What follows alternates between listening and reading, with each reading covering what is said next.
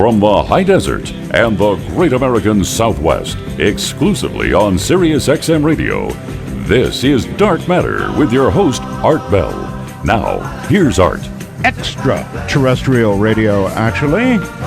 Broadcast from my home in Pahrump, Nevada, immediately adjacent to Area 51. A few programming notes, actually. If you want to follow me, I'm ArtBell51 on Twitter.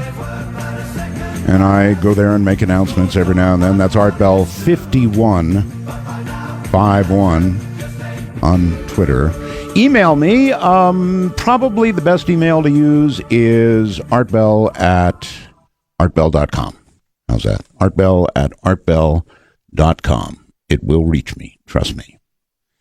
Now, I was told that this program now reaches Canadian listeners. Okay, we're going to find out about that right now. I have just left 3 phone lines open, and I would like them filled with 3 tasty Canadians. We used to call Canadians tasty Canadians.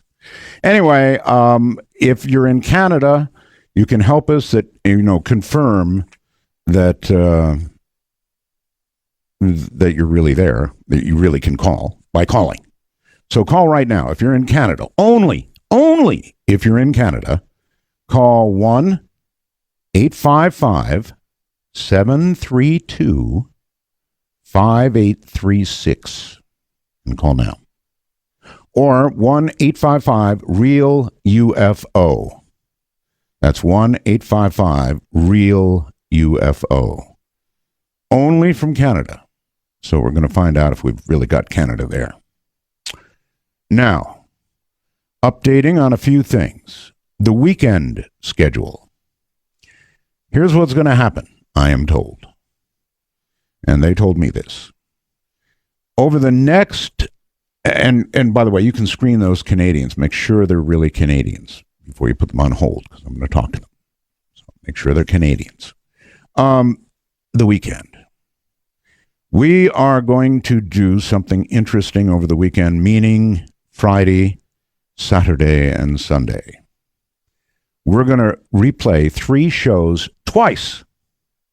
That's right, 3 shows twice. We're going to pick 3 from the week and replay them twice. Actually, every day, Friday, Saturday, and Sunday. So if you missed something or a friend did, they're going to get a chance to probably hear it. Then I got a lot of emails about how are all the ABs. They're very well, thank you. And that's Art Bell, Aaron Bell, Asia Bell. And then at least as many about my cats. My cats are fine. This is pretty incredible. Yeti, who I'm sure you all remember, is now, check it out, 22 years old. A lot of you will have been listening way back when he bounded into our yard. Yeti is now 22 years old. And his bones are stiff, but he motivates around. And when he has to, he can run at about 1,000 miles an hour. Abby is fine. Dolly is fine. All 3 of these cats have been around the world now 3 times. They've been around the world 3 times. That's right. I shipped them back and forth, and they had to go through Europe, Scandinavia, actually. So believe that to get to the Philippines. Remember, folks, if you want to wish me well, I'm stealing from Rush here. If you want to wish me well, it's Roswell's. Roswell's Art. That means welcome back. Happy to have you. If not, then just don't say a word. Have nothing good to say. Don't say anything. From the Times of India, and this is really, really sad. There were predictions that 2013 would see an upsurge in solar activity. The sun would be going nuts and geomagnetic storms abounding. Communication systems a-fallen. We'd really get it.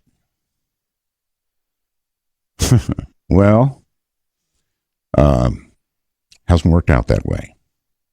Something went wrong. Something terribly wrong. This is the weakest solar cycle that we have had in 100 years. I repeat, 100 years. Now, I don't know if my Canadian callers are on there or not. Oh, yes, I guess. Okay. Let's find out, shall we, very quickly? I'm very curious. And dark matter. There, I think we've done it. You are on the air. Hello? Okay, I'm not getting good vibes yet. Was that a Canadian? Hello there. Hello. Hi, how are you? Not bad. Have you had your station on in Canada, like Toronto, like AM radio? No. Oh, okay. Maybe I'm. No, we're on Sirius XM. Where have you been? Oh no, I think I've heard of you on the radio 2 or 3 years ago in AM radio, but maybe I'm just mistaking you with someone else. Oh, no. You're not mistaking me with anybody. I was on AM radio for, well, most of my adult life. Oh, okay. Yeah, because my brother used to listen to you all the time at 3 a.m. and yes, 3 or 4 a.m. Right. That's right. Oh, nice. Can I? So where? Wait a minute. Wait. Sure? Where are you? You're in Toronto, is that right? Yeah, just in Etobicoke. Hey, all right. And you're a Sirius XM listener? Yeah, for the past 3 years. Okay, and you found this show how? Well, I listened to Rotten Tomatoes on this channel. Yes. And I just finished work at 10 o'clock, and right. The station was on, so I started listening to it, and I said, hey, that's the same voice as what I heard a few years ago. So I have Rotten Tomatoes to thank for your being here. Correct. That's really cool. All right, Rotten Tomatoes, thank you very much. There is one tasty Canadian. And, thank you. And you're very welcome. Take care. All right, and I think, right, you too. Let's try going to another tasty Canadian. Hello there. Hello. You are on Dark Matter, and I hope you're in Canada. Yes, I am. What part? I'm West Coast, Vancouver. Okay, West Coast. And how, pray tell, did you hear about the show? I was a listener for years and years and years, and right. I had wanted. I actually had kind of wanted a Sirius radio for a while. I just hadn't bothered, and then I heard somehow. I think I was keeping an eye on your website, or I saw an announcement somewhere. I'm not even 100% sure where, but as soon as I saw that you were coming back on here, that was enough. I bought it right away. Cool. All right. Well, I really, really appreciate your call, and it's good to know that you're listening up there in Canada. Yeah, it's just great to hear your voice again, and I'll be listening from now on. All right, my friend. Take care. Take it easy. All right. Bye. I think we've got a problem with our software here for controlling these phones. We'll straighten that out. I may have one more tasty Canadian to go, so let's make that switch and go to the next tasty Canadian, possibly here. I don't know. You're on Dark Matter. Hello? Hi, Art. How you doing? I got a little bit of a cold today, and I'm calling you from Montreal, Canada. Montreal. All right. Well, that kind of does it. I mean, that's all the way across the country, so cool. It works. Do you have any trouble getting through? No, I didn't have no trouble getting through. I just hit the redial or dial the number, and after I hit the redial, I wanted to ask you about the signal on XM. Sure. Now, I get it. We have a repeater here in Montreal. The repeater system was down today, but I was able to bring my antenna, put it outside on my balcony, but still receive the signal. Now, wow. All right. Now, the way the Sirius satellites work is really cool. What they do is they go from Canada all the way down to the South Pole and then make a figure 8 and come back up. And as they're over Canada, they sort of loiter. They spend a longer time. It's the kind of orbit it's in. And so it spends a longer time over your head, about 29,000 miles above Earth. Okay. And you know what they say, the higher the antenna, the bigger the signal. Now, that kind of a signal that they send, is that sort of like a beam of light, like a dime almost? Because I noticed if I move the antenna a little bit, you can almost like lose the signal. Right. Is so it like a... Well, yeah, it's a kind of spot beam, but it's like a big, broad laser. one. It's sort of like a laser? Well, no, more like a flashlight. Yeah. Okay. You know, the old-fashioned flashlights? Yeah. So it kind of covers a lot. Okay, listen, thank you very, very much. Nice hearing you. I wanted to be sure we were getting into Canada. All right, there we go. Yeah, I'm listening to you on my... how about that? No question about Canada anymore, I guess, huh? The Pope, amazingly to me, this is a real wow. The Pope is warning that the Catholic Church's moral structure might fall like his words, house of cards, if it doesn't balance its divisive rules about abortion and gays and contraception. My goodness gracious, what kind of Pope is this? He's really going for change. Now, I'm married to a Catholic, as you know, and these are indeed serious matters to so many Catholics, certainly here in the U.S. That's really big news. This Pope is going to make big changes. Okay, you can stop calling in Canada. I see the moaning. It's okay. We've got it covered apparently, but you'll be welcome to the show. Mexico has trouble. The horror there. Storm after storm, and now dirt and rock come tumbling down a hillside. There's 97 dead. They're really going through it in Mexico. In Syria, they're moving around chemical weapons like a little shell game. Meanwhile, Al-Qaeda militants seized a town near the Turkish border on Thursday after expelling Western-backed rebels from the area, demonstrating the growing power of jihadis. Great. Just absolutely great. Al-Qaeda militants take a town near the Turkish border. Just perfect. All right. Blew away too much time. Richard C. Hoagland is coming up in a moment. My old friend Richard. Richard C. Hoagland is a former NASA consultant and former science advisor to Walter Cronkite and CBS News, all during the epic Apollo missions to the moon. That must have been so cool.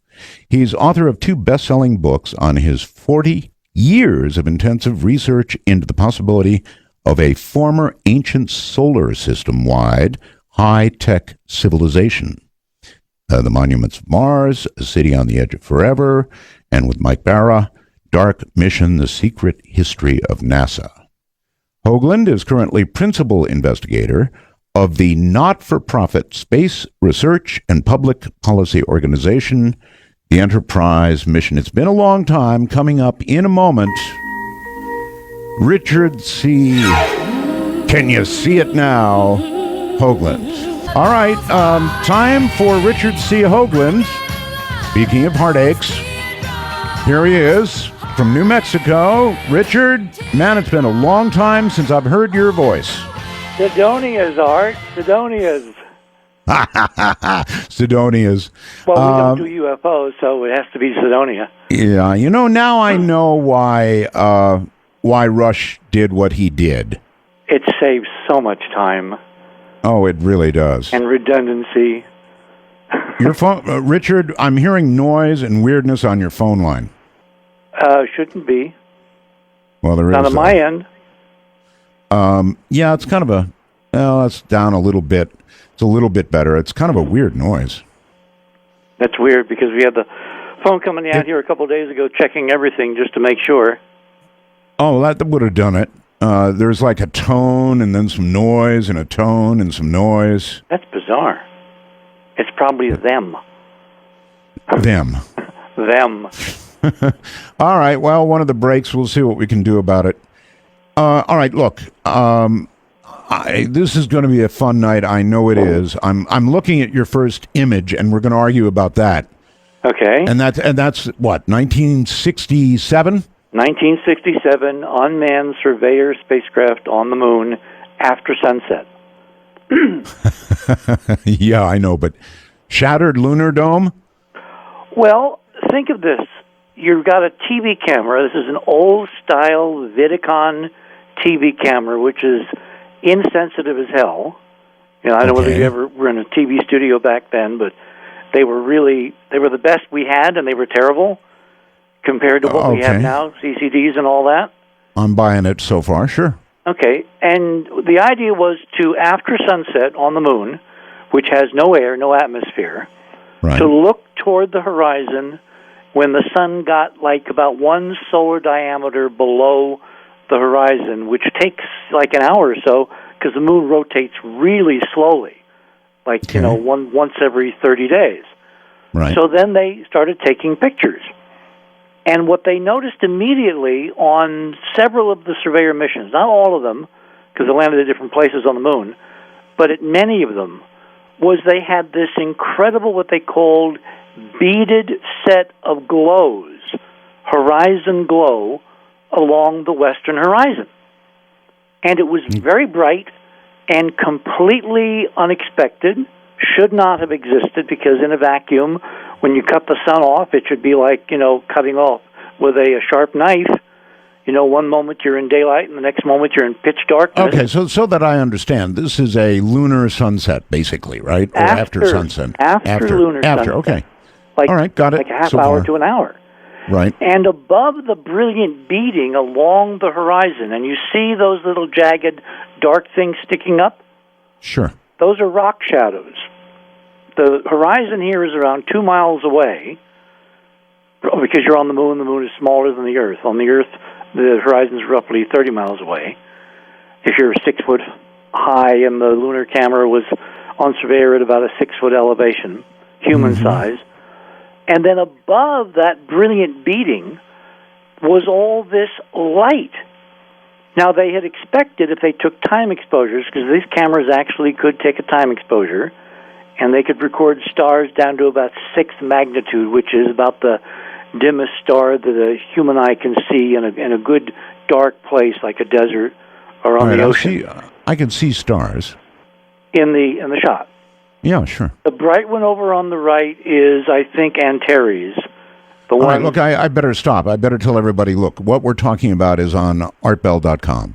So everybody listen, if you want to follow along, you really have to go to the website, www.artbell.com. And Keith, on the right-hand side, has put a thing called 919 Hoagland Images for Tonight, making it really easy. Just click on that. Okay. And that will take you to we're going to go through these by the series of photographs. All right, this is taken by Surveyor 6, first one, November of 1967. Yep. And my question, Richard, just to cut to the chase here, you're not trying to tell us that there's really a shattered lunar dome that we're looking at, are you? Of course I am. Why would I not be telling you that? That's the truth. Okay, fine. Okay. Why would there be a dome on the moon? Well, because you're on a place where there's no air. If you ever had people, and they were kind of like us, needed oxygen, needed pressure and all that, you have to have something to contain the atmosphere. I've got that. But, excuse me, but this is a camera that would, to take this picture, would almost have to be inside the dome, right? No. Why?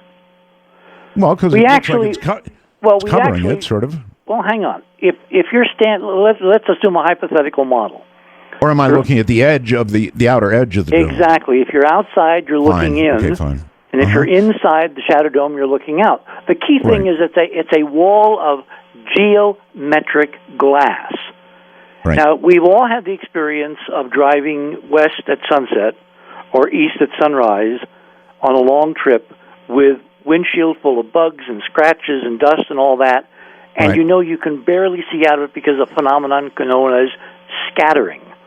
The sunlight bounces off every little imperfection on the glass, including scratches if there are any, and you can't see out because of the haze created by the bouncing sunlight, right? Yes, I even see a scratch on there, like it was. That's probably a hair in the enlarger when NASA did this picture. This was scanned from a NASA print I got an early generation print I got from the National Space Science Data Center at Goddard Space Flight Center outside Washington, D.C., years and years and years ago. In fact, I probably got it before you and I even first met. All right, but here's the thing, Richard. Please don't explain the definition of a dome to me again. I understand that. I guess what I'm really asking is, come on, dome? If it's a dome, and I acknowledge it looks like one with a hole in it, but if it's a dome, that means, A, we put it there, or the Russians put it there, or the extraterrestrials put it there. Or what? It's got, or what? We put it there a long, long, long, long time ago. Okay, run that one by me. Solar system is 4.5 billion years old, is currently figured, right? Sure. Humans on Earth are supposedly a few million years on this planet, Homo sapiens, sapiens. Right. That's a huge amount of time to have all kinds of things happen, which the archaeological record would have no record of because it doesn't preserve stuff. There's a TV show called Earth Without People, which I presume you've seen. Oh, yes. Very good. And they show how rapidly, how incredibly rapidly, like in a couple of centuries, everything we think of as amazing is gone. And in 1,000 years, it's dust underfoot, and you'd only find it by some kind of chemical assay or digging in the ground for stuff that was protected and buried. The difference is on the moon, where there's no air, no oxygen, no rusting, no degradation, and the only erosion is from micrometeorites. Structures. Okay, but Richard, you're saying, just to be clear, that this was a prior civilization that got wiped out by whatever means that had attained space travel from Earth. Earthlings put it there, and that's what we're seeing. Yes? Maybe. It's one of the possibilities.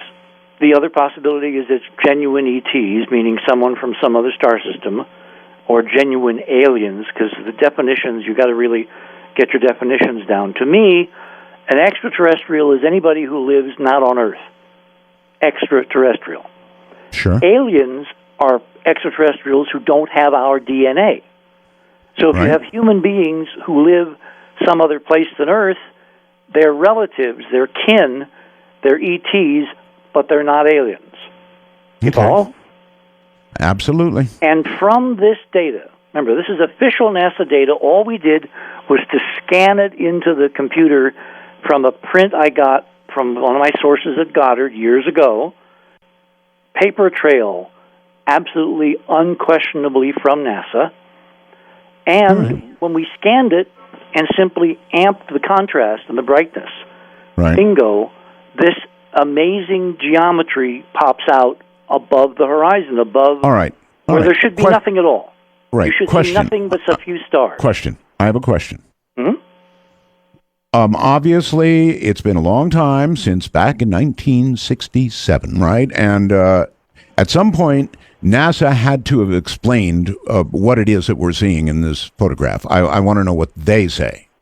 Okay, NASA says, and it's actually in the caption, the brilliant beating along the horizon, they are attributing to electrostatically suspended dust a few inches above the lunar surface due to the electric fields between the daylight side and the nighttime on what's called the terminator, which moves westward at several miles per hour because of the slow rotation rate of the moon.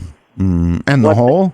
Well, what they don't explain, because they can't, is all that exquisite geometric stuff rising miles above that horizon. If you do the geometry, if you actually work out the trigonometry, those things are beyond the horizon by many, many miles. Well, are we looking at things that really are out there at the horizon, or are we looking at part of the so-called dome? Well, no. When I say dome, you got to think big. Oh, yeah, I know. Lunar domes on the moon are not like the little tiny things at McMurdo Sound at the Antarctic, a few hundred feet across. These things, if they're real, and our data over the last few decades says they're there, are maybe hundreds of miles across. In fact, one of the models is that the lunar maria, those dark patches on the side of the moon we can see from the Earth, the Yes. so-called man in the moon. Each of those roughly circular dark areas, like this was the Surveyor 6 landed in the middle one called Sinus Medi, which is the dark spots right in the center of the moon when you look at the full moon. By the way, I'm looking at the gibbous moon rising over the Sandia Mountains here in New Mexico. It's really gorgeous. You know, nighttime in the desert, moonlight. Sure. Oh, I know. Anyway, so if you got a window, look out with a telescope, and you'll see right in the middle of that brilliant circle, the moon, lit by the sun behind you, this dark little spot's called Sinus Medi, the middle bay in Latin, and that whole bay may have been the dome. Surveyor 6 landed fortuitously, or maybe NASA knew something, not too far from one of the edges of that dome. You're seeing a tiny, tiny, tiny portion of a huge, ancient, shattered glass structure. I got to emphasize the shattered, because what you see there is not a uniform structure. It's got all kinds of holes and ragged places, and it's been beaten to hell in a handbasket. Okay, all right, question. If it is a shattered dome, then I can understand how our telescopes would not see a dome made of glass. It's glass, so you're not going to see it. Exactly. But wait a minute. Once a dome shatters, then you have glass at every angle under the sun or in front of the sun. So if it was really shattered, shouldn't we be seeing it with telescopes from Earth, as shattered pieces reflecting every now and then? Well, depending upon the rate of the turnover of the regolith on the moon, the basic lunar dirt, yes, it would quickly meld into the background because you're looking straight down. Remember, from the Earth, you're looking like down through the roof, through the top, the zenith. The pieces on the ground would quickly be mangled and by meteors turned into the dirt and soil. And so very quickly, relatively speaking in space, a few thousand years, yes, it would be indistinguishable. Now, what's really interesting is that when the astronauts who landed years after, 2 years after this photo was taken, was the roughly the Apollo 11 mission, and 2 years almost to the day after this picture was taken was the Apollo 12 mission with Alan Bean and Pete Conrad on Apollo 12, not right, far from where this thing is. And they brought back rock samples, right? The yes, proportion of shattered glass in the lunar surface regolith is an extraordinary 20, 30, 40% by actual measurement in the lab here on Earth from the lunar samples. Lunar glass occupied a huge fraction of the materials the astronauts brought back. Okay. Now, it's been attributed to volcanic eruption somewhere at an ancient time, or more likely, meteor bombardment.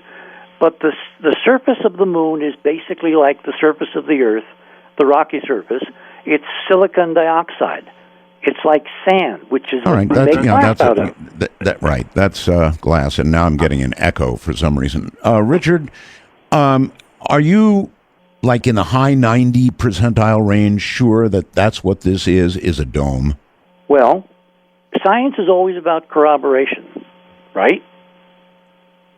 Give me a percentage of sureness. Oh, I'm up in the high 90s, yes. High 90s? Yeah, this is not the only data we got. We've got data from unmanned missions. We've got the data from the manned missions. We have data from the U.S. space program. We've got data from the Russian program. We've got data from the Indian space program. We've got data from the Japanese mission, Selene, from the Chinese mission, Chang 2, I think was its name. Yeah. All this data corroborating not this photograph, but the silica general or idea. what? The general idea of ancient glass structures. I mean, look, NASA in its own projected plans, when they did some contracting in the 60s looking toward a vigorous space program, what the hell happened with that, by the way? I really hope you're right, Richard. Honest to God, I hope you're right. Well, we have to go through the evidence. It's not about hope, it's about the evidence. Maybe we have to go back to the moon. You want evidence? Well, of course. And we are going back. We are literally tonight with an unmanned spacecraft. No, well, we need to go with men and women, of course. But even instruments, unmanned spacecraft, if it has the right instrumentation, can confirm this model. And it just so happens, in honor of your return to the air, NASA a few days ago launched an unmanned mission called the LADEE mission, which stands for Lunar Atmosphere Dust Environment Explorer. Because They didn't launch it for my... Well... Come on, Richard. As Nuri says, there are no such things as coincidences. It's a pretty damn interesting coincidence. Oh, anyway, yeah. So look, I want to believe. I want to believe, Richard. There's a website called that. It's a good one too. I want to believe that there somebody put it on there that we did it, they did it, we did it in an earlier incarnation. Whatever. I want to believe it because we won't find out who did this until we land with men and women, and we begin serious exploration, which I hoped was going to happen after the Bush initiative, when the president announced back in 2004 we were going back to the moon. Right. And then a very funny thing happened, didn't it? Those plans all went awry. New president comes in. Everybody's looking to see what Obama's going to do with NASA, with space exploration. Is he going to do with Kennedy, etc.? And he cancels all of the Bush ideas and then sets us off on a journey that no one in NASA seems to think they can actually do in a reasonable time frame, which is to go to some asteroid and completely ignore the moon with men and women for the foreseeable future. Well, we are trying to go to an asteroid, right? We are trying to not only go to one, we're trying to go and capture one with a robotic probe, bring it back using solar-powered ion rockets to vector its trajectory around the sun into an orbit around the moon, park it in a very long elliptical orbit around the moon, and then when the new NASA launch system, the Space Launch System, launches toward the end of the decade, 2021, I think, make that a first visit by American astronauts in their new Orion space vehicle, where they would basically go into lunar orbit, rendezvous with this 500-ton mini asteroid that NASA had captured and placed in the orbit so it would be accessible, and then do all kinds of preparatory work for analyzing asteroids, building using asteroid materials, developing an industrial infrastructure using asteroid materials, all of that with the convenience of only having to go to and from the moon orbit, which is roughly 3 days away. Pretty cool. Then when we're done with it, we can aim it at Syria and be done. That would give us something to think about. There's actually folks on the internet who are actually saying that this is a terrible idea because of exactly that. Well, you hope for no mistakes when you're dealing with asteroids. No. Oh, the idea is when you put this into orbit, you do it in such a way that if you do screw up, there is no way it can impact the Earth. The worst thing that can happen is it falls on the moon and makes another hole in one of these ancient domes. Right. I want you to go to photo number 2. All right. This is really important.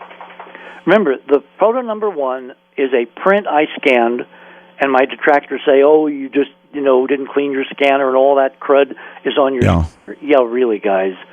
Okay, here I am. All right, so go to number 2. Now, you have a way to toggle back and forth easily. Not easily. But you can look at one and then the other and then go back and forth, right? I guess. This looks like it's taken further away. No. Almost. Well, it does look further away. Well, it's just how it's cropped, I guess. It's exactly how it's cropped, yeah. Yeah, okay. All right. It's the same image, but it's a 2009 NASA version from the NSSDC. Really? Yep. Really. Now, that is interesting, Richard. So you've got 2 pictures taken at very different... But there's 2 different processings. One, remember, back in the 60s, we didn't have digital. Everything was dark rooms, photographs. Remember film, guys? Remember Tri-X and Ektachrome and all those Sure. 90% of our audience doesn't know what we're talking about. Kodachrome. Kodachrome, wonderful Kodachrome, Yep. This is a digital version from the original magnetic tapes that were recorded from the signals sent back by Surveyor in '67. Right. Stored in the National Archive, the NASA Archive, the National Space Science Data Center. That's what the NSSDC stands for. Yes. And when you click on the full image, because when you go to these thumbnails on the image page, you click on them again and it takes you to the full. Yeah, don't worry. I've got the full image. Okay. In the bottom left, you see the URL? Yes, Source Berkeley EDU. Right. That is a paper by a bunch of lunar specialists published in a peer-reviewed journal in 2009, where I got this image from. All right. If you're just tuning in, we're looking at these photographs on artbell.com. Look on the right-hand side, and it says what, Richard? Well, Richard Hoagland photographs or something? Yeah, Hoagland images for tonight. Yeah, this is number 2, and it's a dome. It's a dome on the moon. Okay, it's a part of a dome. All right, you see how there's kind of like a geometry. It comes up from the horizon and goes down like a cone? Yes. That's because of the light scattering characteristics of glass and sunlight when the sun is below the horizon. I'll kind of buy that. Okay, that's amazing. You can duplicate this on a pool table in a dark room. What you do is you get some plastic, like those plastic egg cartons or plastic strips, right? And you basically glue them together in a jumble, and you put them on the edge of the table. You turn out the lights in the room. You take a flashlight, which you were talking to your Canadian friend in the last segment about, and you put it below the edge of the table, and you shine it on the plastic creation. Sure, I can see how that would work. Yeah. All right, Richard, hold it right there. We're going to probably see if we can reset that phone line, or maybe we can't. It's livable, kind of. Okay. Dome on the moon. Maybe. That's what I'm saying here. Maybe. And if it is a dome on the moon, then as Richard pointed out, there's only one of 3 possibilities, and all of them are pretty cool. Right? 'Twas us. 'Twas aliens. I kind of like the "it was us." We'll be right back. Oh my! I had the mic open. I actually started singing. I do that in my number music, and I think I got the first little tiny syllable out and realized, oh no. Welcome back to Dark Matter, everybody. I'm Art Bell. My guest is Richard C. Hoagland. And here's somebody who says, Art, I have absolutely no idea what Richard is talking about. I'm not following this dome on the moon thing. No idea. All right, well, look, it's up to you, but what we're talking about is at artbell.com, my website. So go there, artbell.com. Look for the photographs. We're now on the second photograph, which is photograph number 2 of a dome on the moon. Now, this would have to be a dome that either we put there, I'll get back to that in a moment, or the Russians put there, or E.T. put there. One of the 3. If it was us, then it would have been an earlier civilization. And you have to admit, that's certainly a possibility, that it was an earlier civilization. After all, it is our moon. Why would somebody want to build a condo on somebody else's moon? So I'm going for the "it was us a long time ago" idea at best, Richard. Hello, Richard. Yeah, I'm right here. Sorry. Okay. Yeah, I said I'm going for the "it was us a long time ago" at best idea. It's not current us or the Russians for a simple reason. It's all in shattered ruins. It's incredibly old. Given that nothing happens on the moon except under very long time scales, basically micrometeorite erosion, that's it. Right. There's no earthquakes, there's no atmosphere, there's no hurricanes, no storms, no nothing except micrometeorite abrasion. And big and small rocks occasionally falling from the sky. All the shattered holes and disorganized stuff you see is because it's really been battered to hell. We can say hell on Sirius now, right? Oh, yes. So now I want you on this second picture, look on the left. Do you see those faint linear lines of light, almost like a staircase, going from the horizon up toward the top left, toward the... Not so much, no. Oh, really? Okay. Well, look closely. They're there. I see stars. Is it to the right of the stars, toward the light, or to the left of the stars? No, it's to the left of the peak brightness, above the beads, above where it says Surveyor Internal Light Reflections, above the horizon. On the left, horizontal lines paralleling the horizon. Well, yeah, of course. I've seen those in both photographs. Yeah, exactly. I thought I was looking for something new. No. Okay, fine. What about them? The solar corona doesn't give you geometry. It doesn't give you staircases made of glass, stepping up into the sky, into infinity. Okay. So the hallmark of intelligence anywhere in the universe. This comes from my old friend Carl Sagan, who said when he wrote Cosmos, the first sign of intelligent life on Earth is in the geometric regularity of its constructions. Okay. So that's your rule of thumb. If you look at any planetary surface on any NASA image, either from the surface, from orbit, through the Hubble telescope, spacecraft going past any other place, even on other stars when we ever get there, which at this rate we're not going to, the only way you know if it's a dead civilization that they used to be there is by looking at their geometric constructions. So when you see geometry, and the key thing here is these two pictures are separated by 30-some years, the two versions of the same shot. That is amazing. And it's in an official NASA publication of the results of study of the Surveyor data building toward this current unmanned mission, which is en route to the moon tonight, even as we speak. Yeah, okay. All right, Richard, let's say what you're telling me... But there's more data. All right, hold the data. Okay. Let's say that what you're telling me becomes confirmed, that we send either a manned or unmanned mission to the moon, and we actually confirm that this was, and what's left of it is, a dome that was on the moon. What effect do you think that would have on the world? Yeah, you want to cut to the chase. What the hell does it mean? See, no, I know. Like I want to.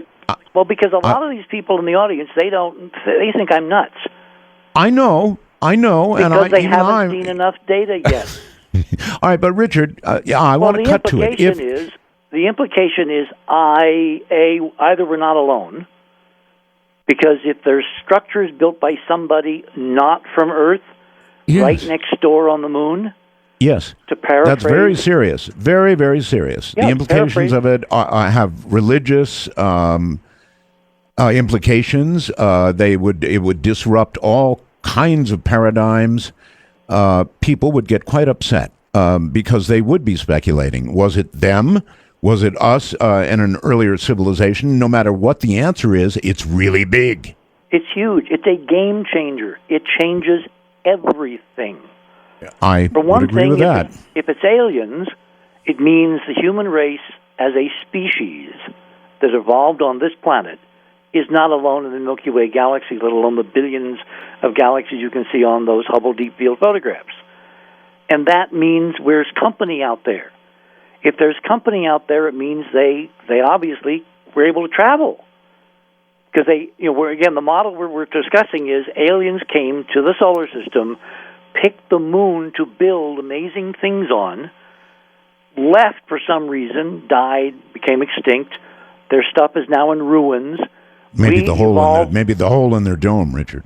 Well, if you don't keep things up, things happen. When rocks come if you get a hole, in. everybody knows you're on the moon. You get a hole in the dome, you go and you die. No, not if it's a small hole and the dome is huge. It's about a volume thing. It would take years for air to leak out of any normal-sized holes on a volume this scale. Trying to be humorous. So you got plenty of time to get the robots up there and fix it. Mm-hmm. The key thing is, I want you to go now to image number 3. Happily. I'm going to be relentless about this because science is about data. I am sick to death of my stupid critics saying I'm nuts because they won't look at the data. It's like the cardinals who wouldn't look through Galileo's telescope, and they said he was nuts and violating God. Well, if you don't look at the evidence, you can't accuse someone of being whatever. So go to number 3. Oh, sure you can. It's the internet, Richard. You can accuse anybody of anything. Not in 1610. All right. Well, anyway. Go to 3. I'm there. Okay. Zoom in. Remarkable similarity of ruins at Apollo 12 and 14 landing sites. Now, you see the black and white shot? Yes, I do. Overexposed? Yes, it is. Yeah. That's the lunar module Intrepid that Conrad and Bean landed on the moon in November of 69, 2 years after the Surveyor shot. Pretty damn cool shot, actually. Yeah. Do you notice those horizontal thingies in the sky? I do. Looks like you know what it looks like? Looks like a wood fence. Yeah, or a staircase, I'd go for wood fence. All right. But now, if you want to flip back to number 2... No, I don't. Well, I will. Yeah, if I'd had a little more time, I would have prepped these side-by-side comparisons, but Keith is already... All right, I'm back to 2. Look on the left at the same kind of geometry. I don't see a wood fence. Well, it's dimmer because we didn't brighten it overly exposed. Okay. Sorry. It's the vertical, horizontal layering. Okay. I really don't see that, Richard. I'm sorry. Oh, you don't see the comparison? That's interesting. No, I don't. In shot 3, I clearly see a wood fence in some disrepair, but a wood fence. Okay. Now, the source material for number 3, the black and white shot, is a frame from a movie that NASA put out called Pinpoint for Science. Back in those days, remember, this is the day when I was with Cronkite and we were all over NASA like, rug on the floor. Yes. And they were so eager to get their results out to keep people interested in the moon project. That they released them very quickly. Oh, they would bang these things out within days. Right. So they made what's called a SP film. So it is your position, Richard, that because they released them so quickly, they didn't have time to change them and eliminate any possible reference to something artificial that was there. Because it wasn't in their conception. All the honest guys in NASA had no idea this stuff was there. So remember in history, it's always the earliest stuff that you can trust, and the later stuff, the folks who want to change things or make history go away or erase, they have time to do their dirty work. Mm-hmm. What NASA did is they produced these films with two companies, one in Virginia and one in Houston, and they got them out within days of the landing when the astronauts had come back, and then they sent them all over the world.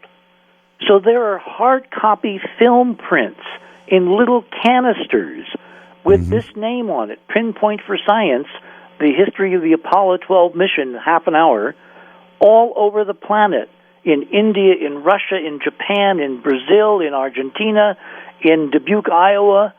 There's a zillion copies of this film out there that has absolute parallel data showing glass structures similar, if not identical, to the geometry seen on the Surveyor shots taken 2 years after Surveyor. Stop for a second. Are you telling me that this thing that I'm calling a wood fence... Wood fence. And it does look like one. Frankly, I have no idea what the vertical styrations, what they mean. That's film scratches. Film scratches. Remember, all we've done is to scan this and put it up. We haven't touched it in any other way. But you're telling me, basically, that this illustrates, again, the dome. Yes. And it actually could be a portion of the same one because the Apollo 12 landing was not too far away as the crow flies. Of course, crows can't fly on the moon, no air. Richard, I do admit, the way the light would suggest that something clear opaque is there. I don't know what it is, but it does seem to illustrate something is there. I'll give you that. You can eliminate by the process of known physics all the things it can't be. It can't be an atmosphere, because we've got instruments that have measured the gazillion molecules on the moon's surface, and there is no air. We're going to get but they are about to measure something they're calling an atmosphere, which I thought was weird. But see, it's about definitions. The lunar atmosphere exists, but it is millions and millions and millions of times thinner than the air we're breathing. And optically, you couldn't even see it. There's so few atoms and molecules per cubic foot. It's hardly worth talking about or even measuring. On a long-term basis, it can have effects on the lunar surface. So from a scientific point of view, that's why they're interested in measuring its properties. But from a practical point of view, it is absolutely as if it was not there. It certainly cannot create on film. Remember how slow film used to be compared to electronic cameras? Yes. And this is now taken not after sunset. This is taken in broad daylight. And what we've done is we've suppressed the light on the lunar surface, which is already overexposed, and we brightened up the vacuum black lunar sky above the horizon to bring up the faint scattering of light from the ragged fragments of this shattered dome. Actually, a small, tiny piece of it. You're so close. You're seeing just a tiny portion.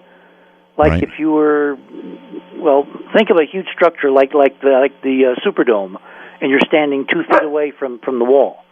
That's what you're seeing. You're seeing a tiny portion of a much more vast structure, which under 1/6 lunar gravity could rise miles into the sky.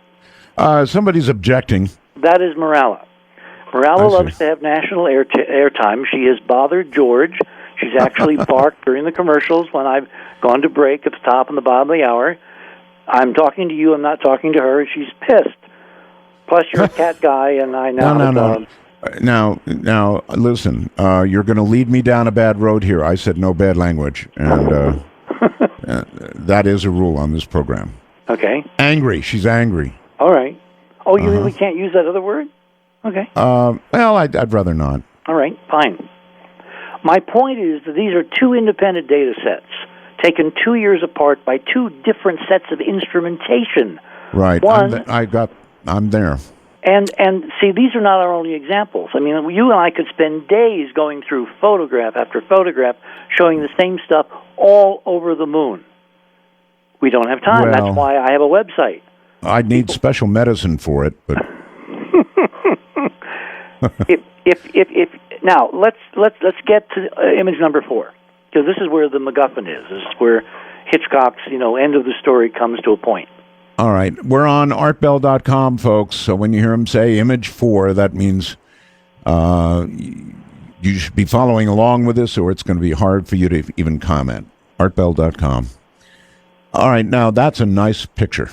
No, it's an artistic rendering.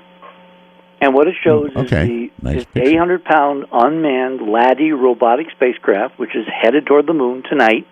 Mm-hmm. It's going to take him about 30 days in these wandering orbits that are very low energy to get there, even though you can go there in 3 days. Right. They've chosen, because of the rocket system they used, a very elaborate way of saving energy so they can put as much payload in their spacecraft as possible. And this is the spacecraft that could, if we keep NASA honest, tell us if we're looking at ancient glass domes or we're looking at just some natural phenomenon that has never been encountered before in space and is just from everybody. All right, that's very hopeful, Richard. Trust me, I would like nothing more in the world than for you to be right and for them to take the images, and here comes a clear image of a dome. But I just know that you're going to say, if there's any dome in the picture, they're going to eliminate it before we ever see it. Well, maybe and maybe not. Remember, when you and I did shows 10 years ago, the politics were a certain way. When you were talking with Stephen Greer earlier in the week, we had the phase of this bullet has your name on it to keep secrets. Right. My political assessment now is that there are so many people in NASA who are desperate to leak the real stuff out. And when we get into our Mars Curiosity part of the evening, you're going to see some far more amazing things that are obvious in every photograph that they're releasing. Wouldn't you think by now, Richard, if NASA had been doctoring photographs, that a lot of people would have come forward and wanting nothing to do with hiding a gigantic truth of that magnitude from the world? Which people are we talking about? The people I just talked about, who would be so upset about hiding a truth of this magnitude from the world that they'd get the real thing out and say, here you go. You mean people in NASA? Sure. Well, but they're just human beings. They've got car payments. They've got kids. They've got mortgages. They have to live. They have to survive. If they're told, a la what Greer was told, you either do this or you don't do anything, what are they going? What's their decision? And it doesn't even have to be life-threatening. All it has to be is job-threatening. All there has to be is a few Snowdens in NASA. But they have to be able to get the evidence out. You understand? If the evidence that I do, Snowden, yes. If Snowden hadn't carefully stashed away on all those thumb drives these documents, these papers, would anybody be paying attention to a guy named Snowden? If he just came out and said there's this stuff going on? No, and I'm saying if there was a Snowden within NASA, he'd pack away on microfilm or whatever he had to pack it away in, the real photographs, and get them to us.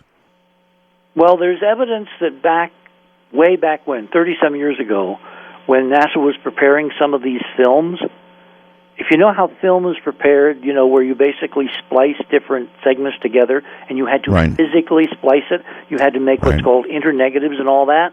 Yes. Somebody actually did stash interesting information between the splices on some of these films. And the reason I know that is back when I started doing this work which was 20-some years? I had a guy, an expert Hollywood guy, who was a technician who worked in the major film industry north of Los Angeles, and he was an inventor. He was a brilliant engineering genius, and he had created kind of the next generation of the moviola. You're familiar with moviolas, right? Yes. Mm-hmm. Which was this gadget that used to spool film That's through. Right. Now, well, this was a step up above because it had what was called a floating point stage or film gate, which means you could look at film and not put scratches on it. So you could run it back and forth, and you could edit it and chop it into pieces and splice it together, but you wouldn't put scratches, which is the bane of all film editors. Mm-hmm. His own. That was then. This is now. Now we've got high resolution digital photography. Yeah, and we've also got electronic guys at the NSA who are snooping on everybody doing everything. And if you don't think everybody who has access to data like this has server numbers to where anybody logging on for access is logged, anybody sticking a thumb drive in, I mean, we're not just talking now about millions of pages of text.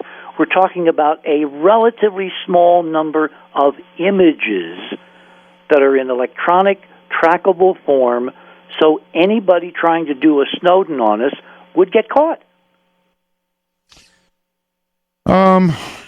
Certainly, everything's being monitored. I know that's true now. So you're saying, look, it makes it all that much easier for them to be in absolute total control of what we see. Well, look, I've said this on the air before, both with you and many other people.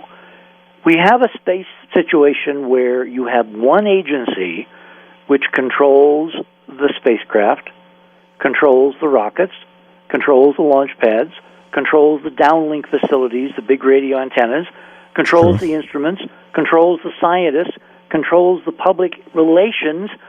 They own the system end to end to end. There's no independent way you and I can go to the moon tonight, take a picture, and come back and say, gee, look at that. Mm-hmm. Right? Yes, and they're they're now, sort there of are connected to. folks, They're certainly connected to government, Richard. So in every possible way, there are no independent moon missions yet. Okay, all right. And if there are, if the politics are still where we're not supposed to know any of the stuff is out there, I would bet you dollars to Navy beans that when the first private lunar mission leaves, unless it is sanctioned by the powers that be, it will have a mysterious, sad accident, and it will be attributed to, oh, they're just a bunch of amateurs, they don't know what they're doing, engineering is hard, space is hard, and no one will ever question. Okay, if this gorgeous spacecraft that I'm looking at goes and takes pictures of the dome area, and they're good and they're clear and they're high res, and you get them back and there's no hint of a dome or even dome pieces there, and it hasn't been messed with, will you be satisfied that there's not a dome there? Well, first of all, there's a slight error in your statement. That's not what they're planning to do. They're not going to look at the dome area. They do not have cameras. They don't have cameras. They have not. We think there are cameras on board that they're sneaking to the moon, but they're not telling anybody. Oh, my. And I've documented this, and let me go through the story, and then you can pick it apart if you want. This spacecraft, when you go to the official websites, either the European Space Agency or the NASA Space Agency websites, and you type in Google LADEE, L-A-D-E-E, mission, you'll get a whole bunch of links. When you look through the instruments, there's only 3 instruments on this 800-pound spacecraft. And they are what? And they're all non-visual, non-photographic. There's what's called a UVS telescope, ultraviolet visual telescope, designed to look at spectra and at photometry, which is how brightness levels change on a squiggly graph. All right, would that see the dome? Of course. Because it's looking, well, you're looking at these pictures, you're looking at light scattering, but if you don't have a picture for Art Bell to look at, and you publish a set of squiggly lines, are you going to know it's a damn dome? Well, no, but if NASA comes back and says it's a dome... They won't. That's the huge sociological things in this culture, which we have time to get into later in the evening. They have been publishing official images from Mars from Curiosity, and we'll get to that in a couple of minutes, of artifacts all over the Martian surface of Gale Crater. Mm-hmm. And because they don't hold a press conference and say, that's an artificial piece of junk left by some prior civilization, nobody looking at the picture wants to say what it is except us. And who's going to believe us because we're not official? We have a culture where unless the president comes out and tells everybody what reality is, nobody independently wants to make a judgment. All right, Richard, hold it there. We're going to take a short break. Domes. I've been saying this for the last few days because I think it goes over well. Trust me on this. This is such a cool idea. Do you have an FM transmitter? Probably not. I'm suggesting you get one, and I've got one for you to get. Now, this transmitter will transmit anything you want. You just plug a little wire into your iPhone and or your iPad, your iPod, your smartphone, your computer, your internet radio, your Sirius XM radio. Or if you've got me coming in on your iPhone, you can plug the iPhone into it. And this transmitter will transmit throughout your house. It'll transmit my show to any FM radio in your house on any part of the FM dial. Pretty cool stuff, I'm telling you. Now, I want to remind everybody not to attach a 30-inch wire for improved distance. I want to remind you not to go on the internet and read about the Sea Crane transmitter. And I want to tell you, I guess I better not say anything else. I want to tell you that it comes with an AC adapter. It can run on a couple of AA batteries. But seriously, my friends, this thing will Well, it'll fill you with joy when you hear this program or whatever else coming out of your FM radio on the other side of the house. It's $59.95. That's cheap for an FM transmitter. Take it from somebody who's bought a lot of them. Call C. Crane now at 800-522-8863. You're asking for the C. Crane FM transmitter. 1-800-522-8863. And, of course, you can get a free catalog and see it at ccrane.com. So, I'm contemplating domes on the moon. And you should be, too. I mean, if there is a chance that there's a dome on the moon, that means one of three incredible things. Wouldn't that be something? Somebody else built it, or even if it was us a long time ago. Don't think it was the Russians. But a prior civilization? Yeah, baby. We'll be right back. Listen, somebody on the wormhole said, Richard's getting angry. No, he's not. Richard's not getting angry. We're just having a heated discussion. We do that all the time. We've been doing that for years. I don't always see the same things that Richard does. But you know what I would like to discuss, Richard, is, the implications of what you're saying. If it's true, I mean, if it's true, then it's the story of our lifetimes, of all lifetimes to date. It's that big. And it's important for it to be proven either true or not true. And I the only do way agree you with do that. The only way you do that is with evidence, scientific evidence.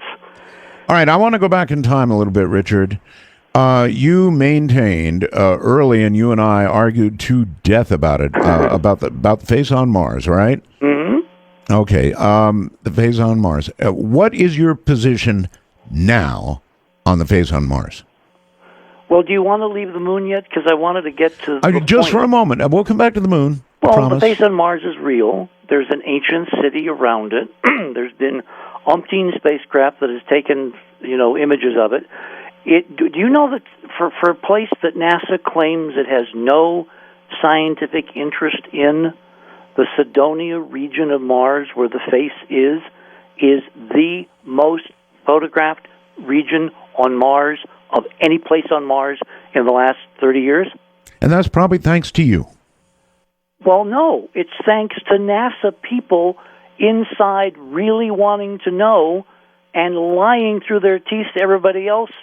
But the data says they are really interested despite what they say. If it's just a pile of rocks, why do you spend billions of dollars over 30 years from the 70s taking pictures of a place that means nothing? Well, Richard, what if the people at NASA were genuinely going, okay, maybe it's a face. Let's find out. That's exactly my assessment. Okay. Where I part company is when they tell the public nothing there, move along, and privately they're interested up to their eyeballs in what I've been proposing for the last couple of decades.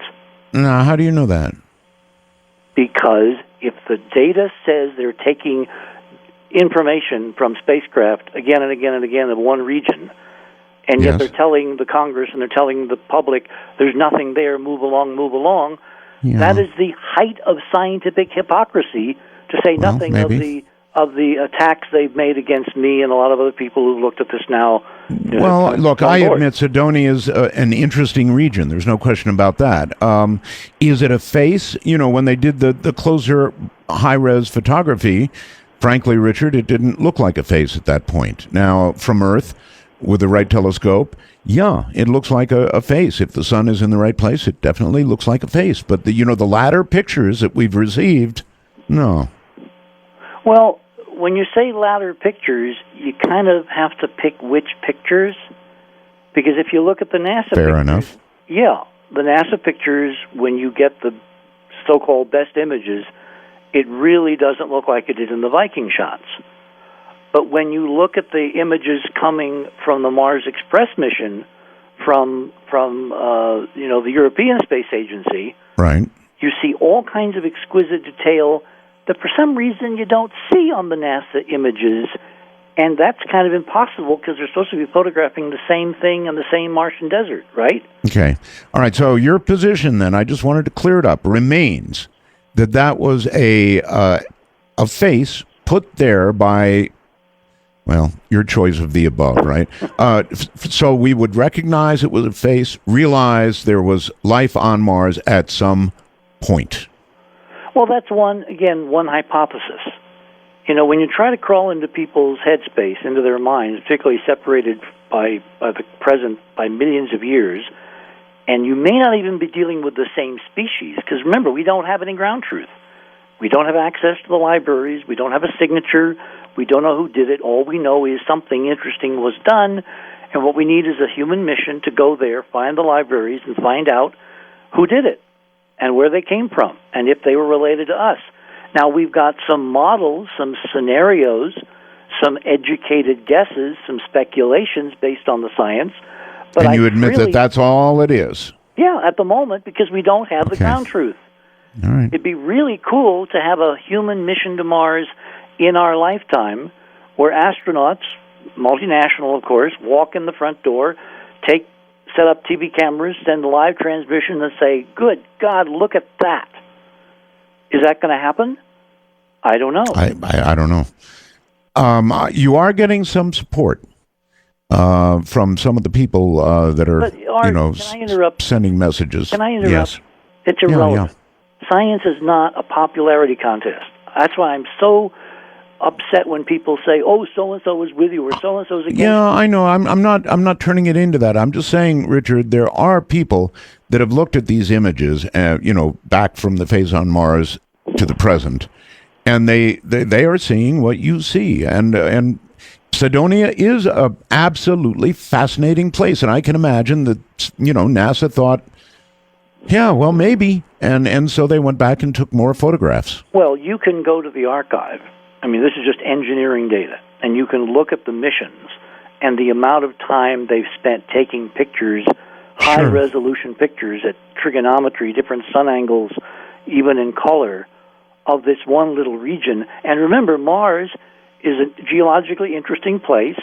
It has as much land area as all of Earth's continents combined, even though Mars is half the size of Earth because there are no current oceans. I'm giving you this, Richard. I'm saying. Them to spend so much time taking data on one place and publicly saying there's no interest, they're lying. Well, look, we live in the 21st century. I'm agreeing with you. Let me actually say yes to you. I agree. I think they have been fascinated with Cydonia, and so they went back again and again and again. And I think they did it in part because of you, Richard. Really, I do. And the fact, Richard, and the fact that it looks like a face. It has nothing to do with me. The in crowd and the out crowd are totally separate. We, and I'm talking now about everybody listening to my voice, including you, Art, we don't count from these people's perspectives. There are two separate civilizations almost going on. There's the in crowd, which we can call euphemistically the 1%, or the 100th of 1%, and then there's all the rest of us. And history in the last 20 years has proven that we don't count. Look around at all the mainstream news and all the things that we used to talk about that were spooky or conspiratorial or, there's no way that could be true. Every worst nightmare that you and I and all your other guests have ever discussed has come true, has it not? The worst-case scenario is worse than anybody could have imagined, up to and including Edward Snowden. A lot of them, yes, have come true. Not a lot, all of them. There is a very important report called Report from Iron Mountain. You want to have someone on some night to discuss Report from Iron Mountain. Here, I want to say something, Richard. Okay, let me say something, Richard. Okay. I'm going to support you. I think that if the current spying being done on the American people was done in 1950, let's say 1950, Richard, and the American people became aware that all of their phone calls were being listened to or monitored, and all of their emails, if they had email or mail or their whatever. Their actual hard copy mail was opened in some secret okay, office. fine. All right, I said mail. That they were being spied on by the government en masse, as they are now. I think there would have been a revolution. Yeah. That's what I think. In a nation with a lot of people carrying guns, there would have been a real revolution. Mm-hmm. Now people just seem to roll over and accept it as, well, that's just the cost of doing business. So I'm on Facebook and I'm on Google and everybody's monitoring what I'm doing. Well, they're doing it for business purposes. They want to sell me something. We have become so passive at the idea that we are being treated like chattel, like slaves. And there's a few people who have access to the good stuff. And by good stuff, I mean, you asked me before the question, what does this mean if I'm right, if there's an ancient civilization on the moon and Mars? Yes. It changes everything because it gives us the tools so that 7 billion human beings technologically can live off the Earth without destroying the Earth. They can all have incomes, they can all have jobs, they can all have a life, they can all have families. They don't have to go to war with each other and shoot each other because of something stupid like oil. It totally changes the equation of the haves versus the have-nots, and that's why this information has been locked up, Art. They want us in chains. Well, we're getting there. We're so close. And that's why I'm looking at this mission back to the moon, and I'm saying there may be a contingent, a group, that are going to blow the whistle, and they've set this up very carefully so that the bad guys don't know what the good guys inside are about to spring on them. All right. I'm going to give you this much, Richard. If they didn't want us to know, about what was on Mars, and they didn't want us to know what was on the moon, and there was something of intense interest there, they have the power for us not to know. Totally. Yeah, okay. That I'll give you. Unless there's a break inside, unless the politics of cover-up, a la Brookings, which is a nice excuse, have changed, we won't know from this current mission. And unfortunately, there's indications they're planning to really try to sneak another one past us. Let me tell you how. When one of my readers on Enterprise saw that I was going to be on your show, he sent me an email the other night, and he said, "What are those two weird things on the top of the Laddie spacecraft?" And I went and looked, and I didn't see anything unusual, and so we got into this dialogue, and I actually started doing some homework and digging, and finally I found an obscure engineering thing out of NASA that said they were what are called star trackers. Now, star trackers are important because you need to maintain the attitude of a spacecraft in space, so you can give the inertial measuring units, the gyroscopes inside that are spinning, basic updates so that you know where the thing is pointing. If you don't know where it's pointing, you can't point the instruments, you can't get data, et cetera, et cetera. So star trackers have been on every single unmanned spacecraft we ever launched. Okay. As the technology has gotten more sophisticated, they basically evolved from little slit scan thingies where you basically are looking through two razor blades butted up against each other, and the star has to fall right between them, so there's a little sliver of light, and that's how you know you're pointed at the star. Yes. They've evolved into CCD cameras. When the Clementine mission went back in the early 90s, 92, it was a DOD mission. They had these star tracker cameras that, frankly, were a damn sight better than the best NASA cameras, like on Surveyor, because they were built on state-of-the-art CCD technology and not using old Vidicon tubes, TV tubes. Mm. Those pictures of the moon showed an extended glow around the moon, like you were looking at the combined scattered light of a lot of lunar domes shattered, made of glass, and scattering light that shouldn't be there. And then when the astronauts, and I'm going to back up a bit. I want to ask a question about the astronauts right now, and that is, if what you're saying is true, and there are many domes and or buildings, very tall buildings, you've talked about those before, glass buildings, right? Yep. Okay. If that sort of thing was there, then we have to presume that our astronauts got a look at some of it, right? Yep. So then we have to jump to the conclusion that the astronauts, and here I may help your case as opposed to hurt it, that the astronauts... I know where you're going. Well, yes. They saw it. They've been sworn to secrecy with, I don't know, maybe the bullet with your name on it, whatever. Or even worse. Or even worse? Yep. Their what could be worse have than that? been altered. They have been subjected to a sophisticated technology that has replaced their real memories of what they saw and what they did with fake memories. And the key, entry point into that theory is the conversation you and I had with Ed Mitchell over a decade ago, where Ed, on air live and in his book, The Way of the Explorer, confounds his own perception of his experience by saying, I can't remember what it felt like to do what I did on the moon. Thank you. You saved me from having to say it. Now, here's a follow-up question to that. You're right about Ed Mitchell because I was there. I asked him. Now, what about the other astronauts, Richard? And I think, again, this comes down on your side because they've all been sort of disturbed. In Chapter 2 of Dark Mission, which Mike and I spent a lot of time researching heavily, I was so intrigued with the Mitchell anomaly because, look, it's got to be the high point of your entire existence to be one of the first friggin' people to walk on another planet, right? Totally, absolutely, yes. The zenith of your life. When I met him, because I palled around with him early on when we were still going to the moon with the later lunar mission. Remember, I was Cronkite's guy, so I had access to all the astronauts and all the other people. Right. God, if I knew then what I know now. The questions I could have asked. Anyway, Mitchell at that time was freely acknowledging that he had real problems because he couldn't remember what it felt like, the emotion. And because he's a smart guy, it bothered him.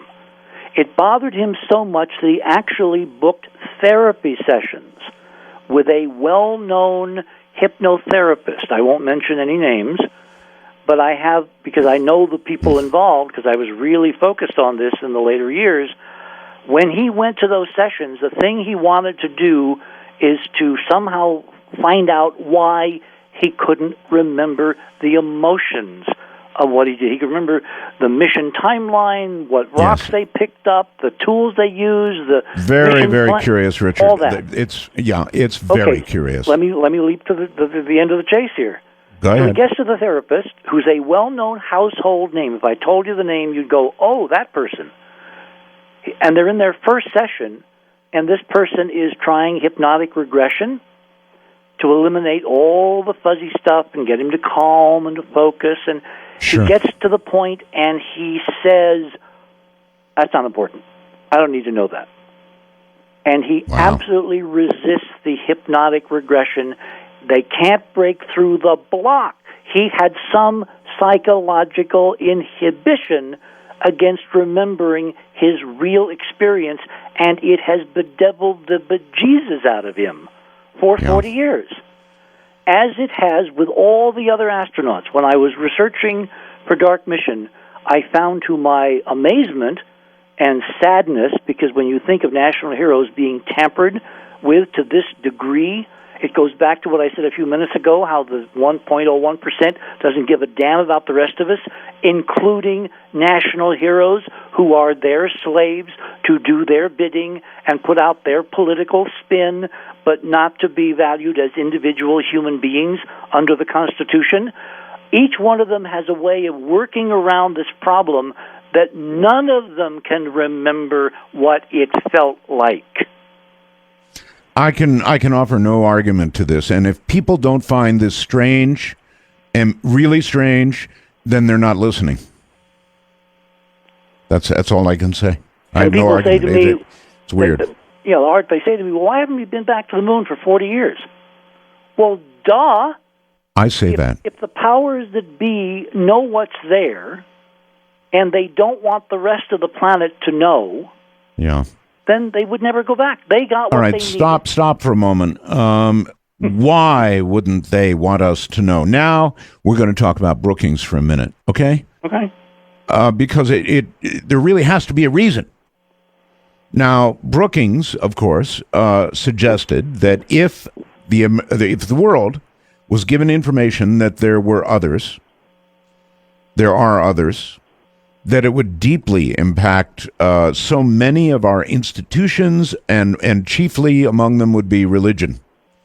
It would deeply impact religion. Now, there's arguments against that, and I know there's a million people come out and say, oh, it wouldn't bother me. Wouldn't bother me, and that's fine. Maybe it wouldn't bother you, but it would bother a lot of people, and that's what you have to understand. Now, there represents a reason for not telling us. Maybe it's not a good reason anymore, but it's a reason. Well, and when you start talking about hiding all of this, Richard, you damn well better have a reason why the American government and other governments would hide these things. Well, look, when you come across a dead body on the floor, let's say you're a cop, you don't give a damn about why the person was killed. Oh, yes, you do. It's no, you called don't. Motive. No. You can't. It's nice to have a motive, but there have been plenty of jury convictions without a motive. Not as many. Usually you need a motive. But there have been many, and there's not as few as you think. Okay. By the way, I just got a note from George. In fact, I've got 2 notes from George.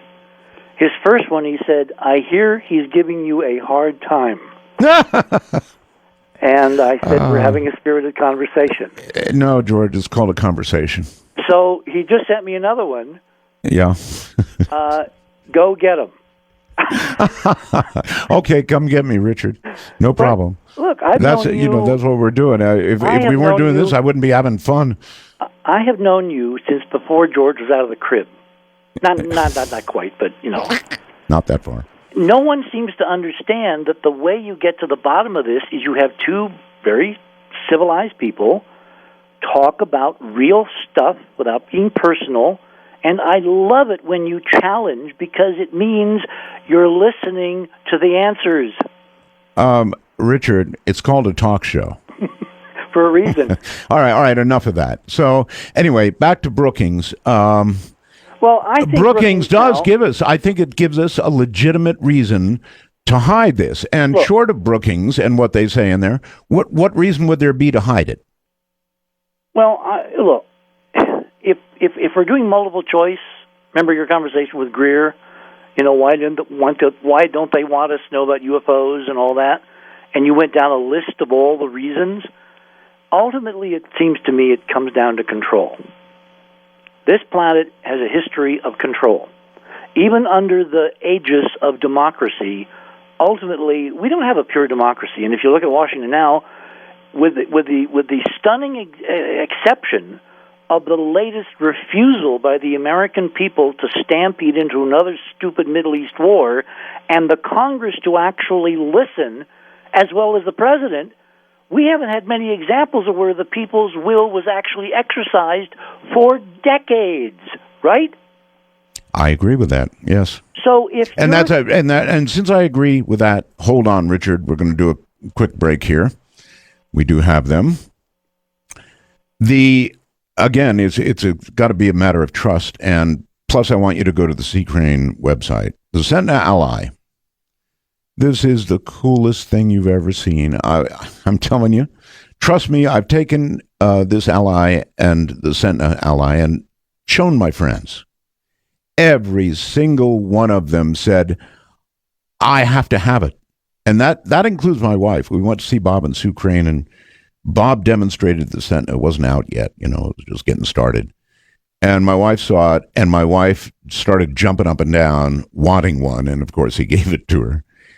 What it is a 9-inch, that's all, I had said more, it's only 9-inch. It's a portable, stereo, oval cylinder speaker that you can carry anywhere you go.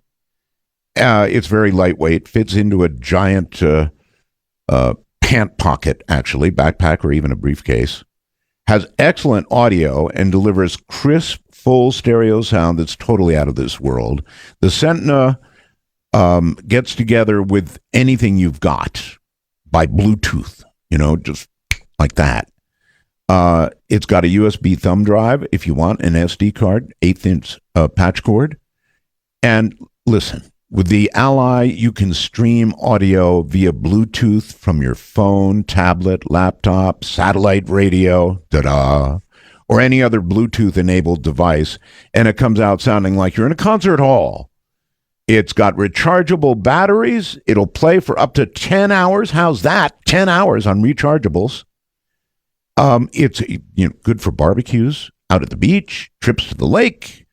You can leave it on your kitchen counter. And what's on that little cell phone sounds like an orchestra. Trust me, call them now. 800-522-8863. That's 800-522-8863. Operators are sitting around right now waiting for you to call. And by the way, after you get the set and try it, you call me on the air and tell everybody how it sounds. All right? And they've got a free catalog too. ccrane.com. It's awesome stuff. Richard C. Hoagland is my guest. And yes, we're having a discussion. It's called a talk show. None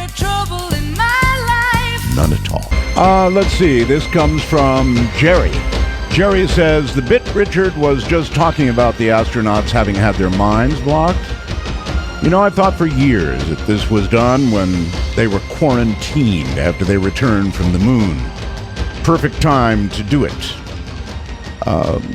I've got to admit that there's probably something to this. I don't know that they've had their minds blocked, but something is absolutely wrong with their reactions when they're asked about how they felt to walk on the moon, to be a man walking on the moon. This would not be something you would forget. You wouldn't forget your feelings and your emotions, and it would be, a high point in your life, and you just sure as hell wouldn't forget. Richard? I'm here. Okay. So I'm with you on that part, and I guess what I want to ask you now is, in your mind, is Brookings no longer viable? Well, I've always thought, when I say always, I mean, you and I haven't. It's like Rip Van Winkle. I was listening to the other night, and it was like I had woken up from a 10-year sleep, and there was art, and there were guests, and there were good conversation, and it's like you're in the groove. You are really in the groove, and I love talking with you. I don't know why people think I'm angry. I'm passionate because I'm tired of being lied to. Right, I'm passionate too, and that's all it is. It's talk. Anyway. American people were so tired, so sick to death of endless war, they said in the last couple of weeks, no. And the most amazing thing is the system listened. This is unheard of, and I think this is going to progress. Now, if this is part of something new, which is bubbling under the body politic, this mission to the moon could be finally the vindication of all the things that will change the world for the better if this data comes out and people realize, oh my God, not only are we not alone, but it was us at one time. We did astonishing, amazing things. There's amazing stuff left there, which if brought back to Earth could be turned on and could give everybody a human life, regardless of the fact that there's 7 billion people destroying the planet tonight. I mean, this is a game changer in every sense of the word, which is why it's important to argue and to debate and to discuss data and to have a vigorous conversation at an international space satellite level, reaching multiple continents, because this is not just about Americans or Canadians. It's about everybody. This changes everything, and this unmanned mission, if the good guys can sneak one past the bad guys, if they've set this up correctly to where that spacecraft in 3 weeks goes into orbit, and they begin to take data and they confirm what I've been showing in these pictures, and it's just the tip of the proverbial iceberg. Okay, but Richard, my question is, are we ready? Yes. We'll never be more ready. Like as Greer said the other night, it would have been a lot easier, I think, 50 years ago, because the 50s we were all expecting there was somebody out there. Now, The movies had them all being really, really bad guys, right? That's right. That's why it's the only safe route to introduce people to the idea of an inhabited universe is to find ruins when there's nobody home. And it's proactive. I would agree. Yeah, I agree. We go there. It's like archaeology. Are we threatened by the Sumerians? Are we threatened by the Assyrians? Are we threatened by the Mayans? No. Why? Because they've been dead and gone a long, long time. Mm. Well, whoever left the stuff on the moon and Mars had been dead and gone a long, long time. But the difference is, unlike these pre-technological ruins that we've investigated, the goodies, the spoils, the incredible, wondrous, magical physics and technologies and breakthroughs available from a high-tech civilization in ruins, all you got to do is find a library. And the library will be in the form that we can probably translate with computers and chips and the full state-of-the-art we now have. And you'll have, all right, I'll give you this, Richard. You'll have 3D motion if there is a library, and it's on Mars or it's on the moon, it would have been a logical place. Either place would have been a logical one for them to have left archives for us to find. Lots of archives. Go back to 2001, whatever. Well, look. Let's assume the worst case scenario, and something happens, and everything disappears tomorrow morning on Earth, right? Kaku's thing would have done that. What is it? WR 104. Yes. Think of your channel on Sirius. Yeah, and I'm not sure I agree with the astrophysics of that, but that's a whole other discussion. The point is, let's assume something terrible happens and everybody dies. But all the then stuff, it'll be a moot point. Yeah, all the stuff. By the way, under that scenario, humans and biology and dogs and cats and pussycats and begonias would all be dead. But all our industry, our infrastructure, our technology would not be. It would quietly degrade, like those films, Earth Without People, over decades and millennia. Right. Now, suppose an alien civilization comes and finds this little blue planet. They land. They don't know, obviously, the names of any of the places they're going to land, but they land on, let's say, Las Vegas. Just pick Las Vegas, all right? All the movies do. You might as well. If they dig deep underground, let's say 10, 20, 30, 40 feet, they'll find stuff. And they'll find it in fairly good condition because it will have been protected because of dirt and sand and stuff on top of it, and there's no oxygen underground if you get down deep enough. What if they find a computer? Probably more likely to find a slot machine. What if they find more than one computer? What if they land, in the middle of Chicago or Los Angeles? Or, in other words, what's the main way that our civilization has now of preserving and storing and archiving zillions of copies of the same stuff? Well, I don't know if a hard drive would make it. Maybe one of the new digital babies. And we're a whisker away from optical crystal storage media. It's true. Which are basically rocks. That's why rocks last billions of years. So we're going to have media which very shortly are going to be immortal by any civilization standard. And there's going to be a zillion copies of everything ever done. Which means it's not we have to find a centralized library, Art. All we have to do is find one of their computers that still works. That's right. And on the moon, it's going to be duck soup because nothing has happened on the moon for millions and millions and millions of years.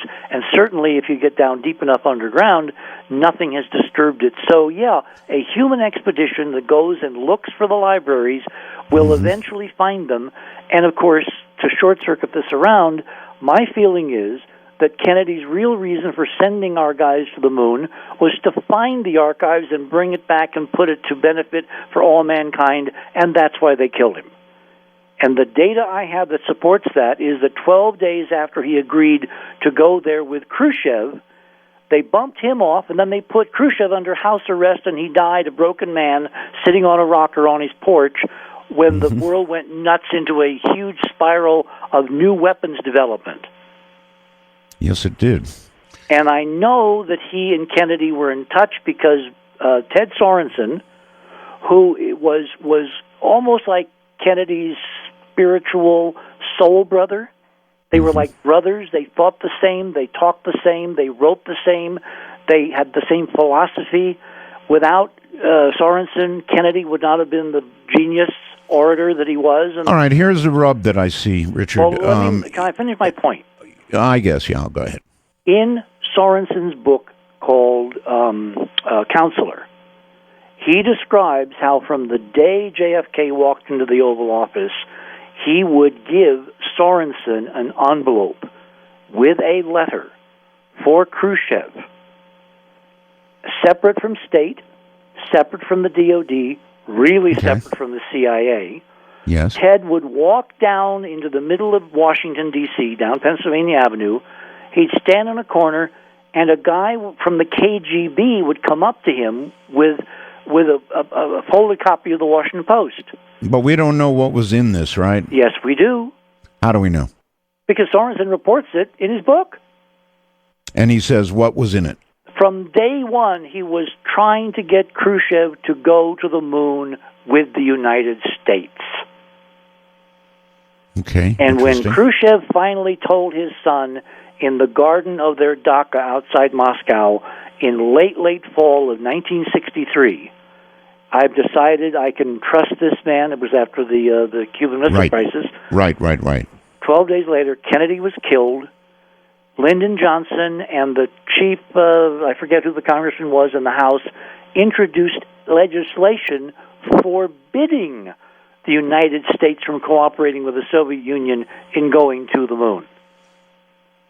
Well, you weave a fascinating possibility. It's data. Here's what I want to say, Richard. If this is proven true, if it somehow in any way ends up suggesting to the world that the source of life on Earth is other than as written in the good book, we've got problems. You mean intelligent life? Yes, sir. Yeah. Well, we're going to have problems anyway. Because science is, look, the way those are big ones. Those are really big ones. So you've got JC calls you all the time.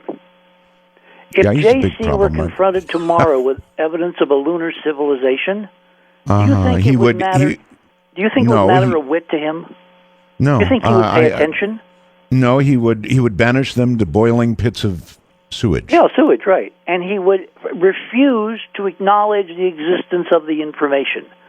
My feeling for decades, and I think this is what Brookings was saying, is that those people will wrap themselves in a bubble inside an enigma, inside a freezer, and they will totally be unfazed by this because their life continues regardless of the facts of science that would intrude on their view of the universe. What would really happen is that the smart people on the planet would seize the opportunity to break out of the prison and the shackles we're currently in. They would take these technologies, put them to use to free people from being demeaning slaves and become, rulers of their own destiny. They would stop despoiling the earth, contaminating the planet, ruining the nest. Maybe. Well, technologies I'm talking about are the same technologies you were talking about with Stephen the other night.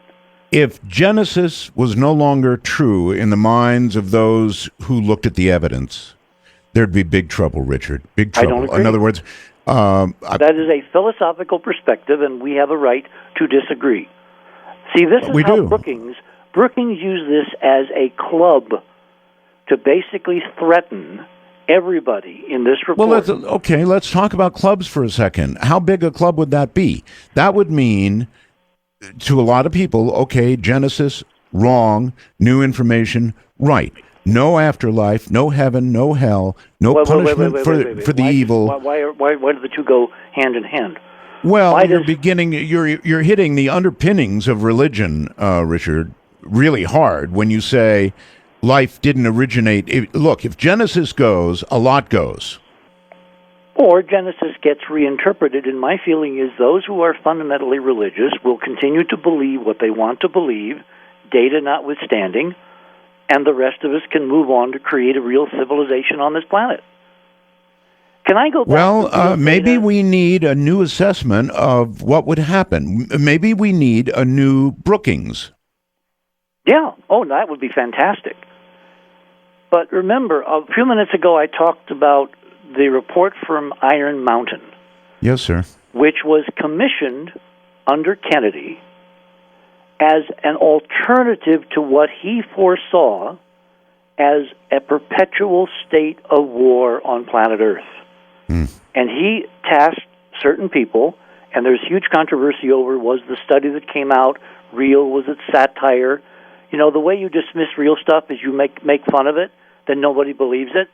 Mm-hmm. Given all the things that report from Iron Mountain, which Robin has done numerous shows on, with extraordinary reception by our audience, because they're dumbfounded that all of the things forecast in that report, which was published in the early 60s, have come true, including the idea of the need to perpetuate perpetual war on Earth to maintain control in the absence of peace that would create such uncertainties and such depression in the economy that civilization itself would crumble. Sounds awfully lot like the fear porn of Brookings. We may have turned the corner on that one. Well, we'll wait and see how Syria turns out. Yeah, exactly. One of their possibilities that they offered as an alternative to endless war, a la Orwell, was a huge space program that would basically have the budget of the Pentagon. I mean, look, NASA spends, I'm going to use round numbers now, about $16 billion a year. Mm-hmm. The Pentagon is up in the hundreds of billions a year. Good point. NASA's down in the noise. People seem to think NASA has all the money in the world. No, they have a pittance of what we spend on better ways to kill people.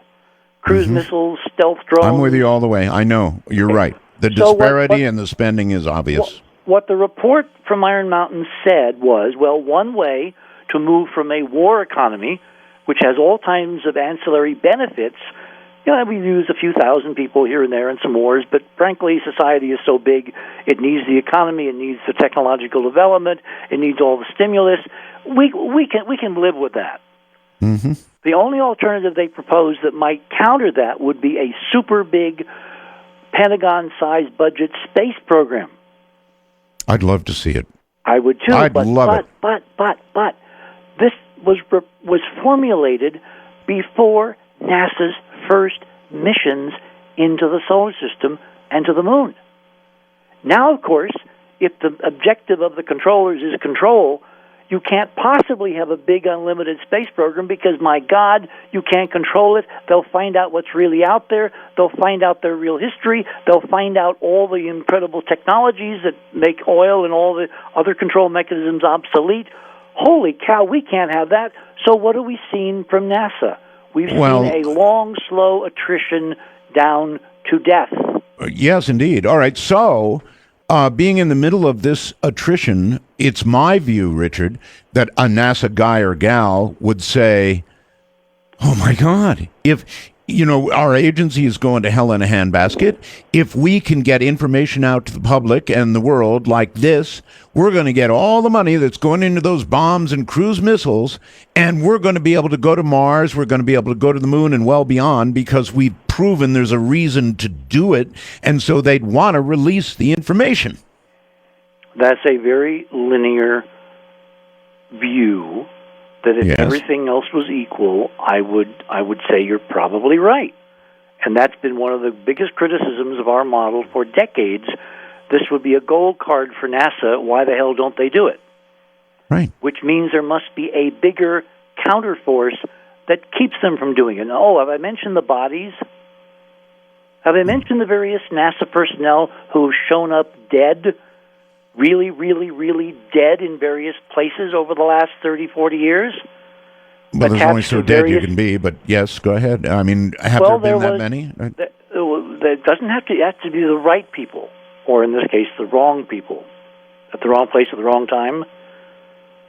up to and including some astronauts.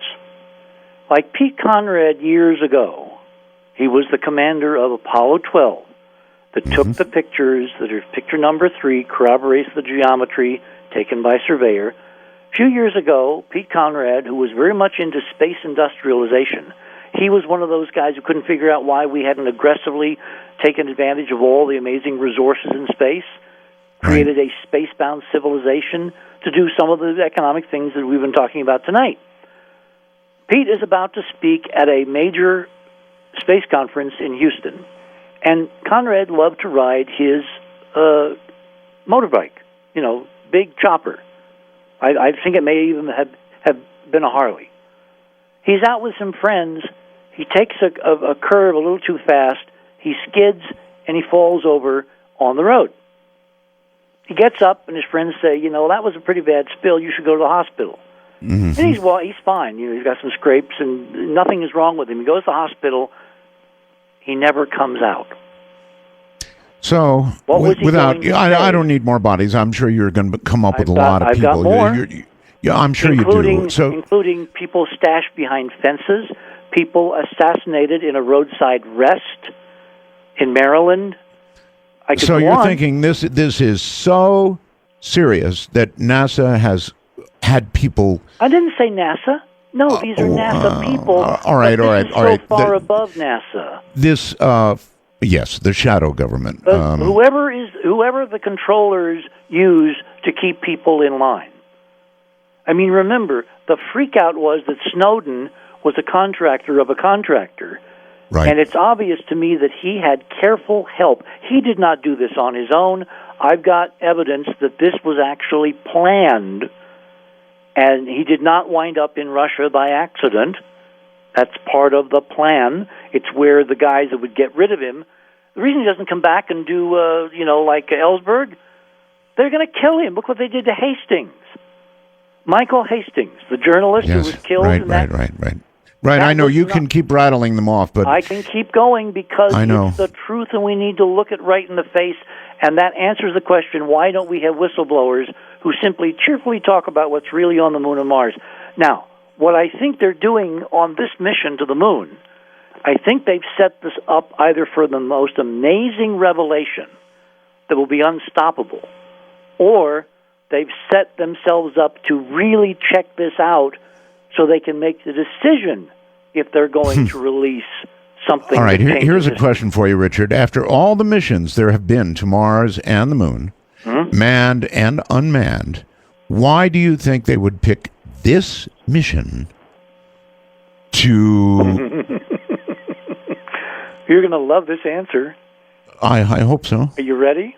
Yeah, oh yes. Because Barack Hussein Obama is president. He's the guy. You're right. I kind of like the answer. He's the guy who has been picked to do this. Now, I have completely independent data. I've been watching this guy like a hawk.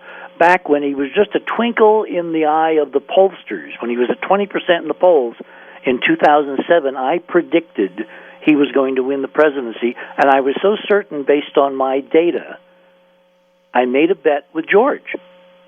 And my bet with George was that if I won, meaning the president was elected, I would get to host Coast all by myself, pick my own guests, do an entire 4-hour show on whatever I chose, and I've got that in the bank. I have not played that card because it hasn't been time. Yeah. Well, good luck with that. And hold on for a moment. George is an honorable man. We're going to take a break here.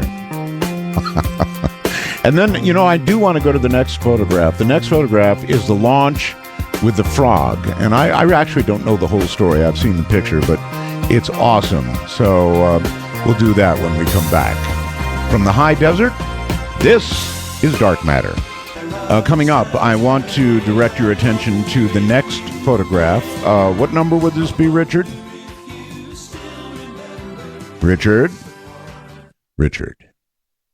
Richard's not there. Did we lose Richard? Apparently. We must have lost Richard. Okay, well, they'll get him back on the line.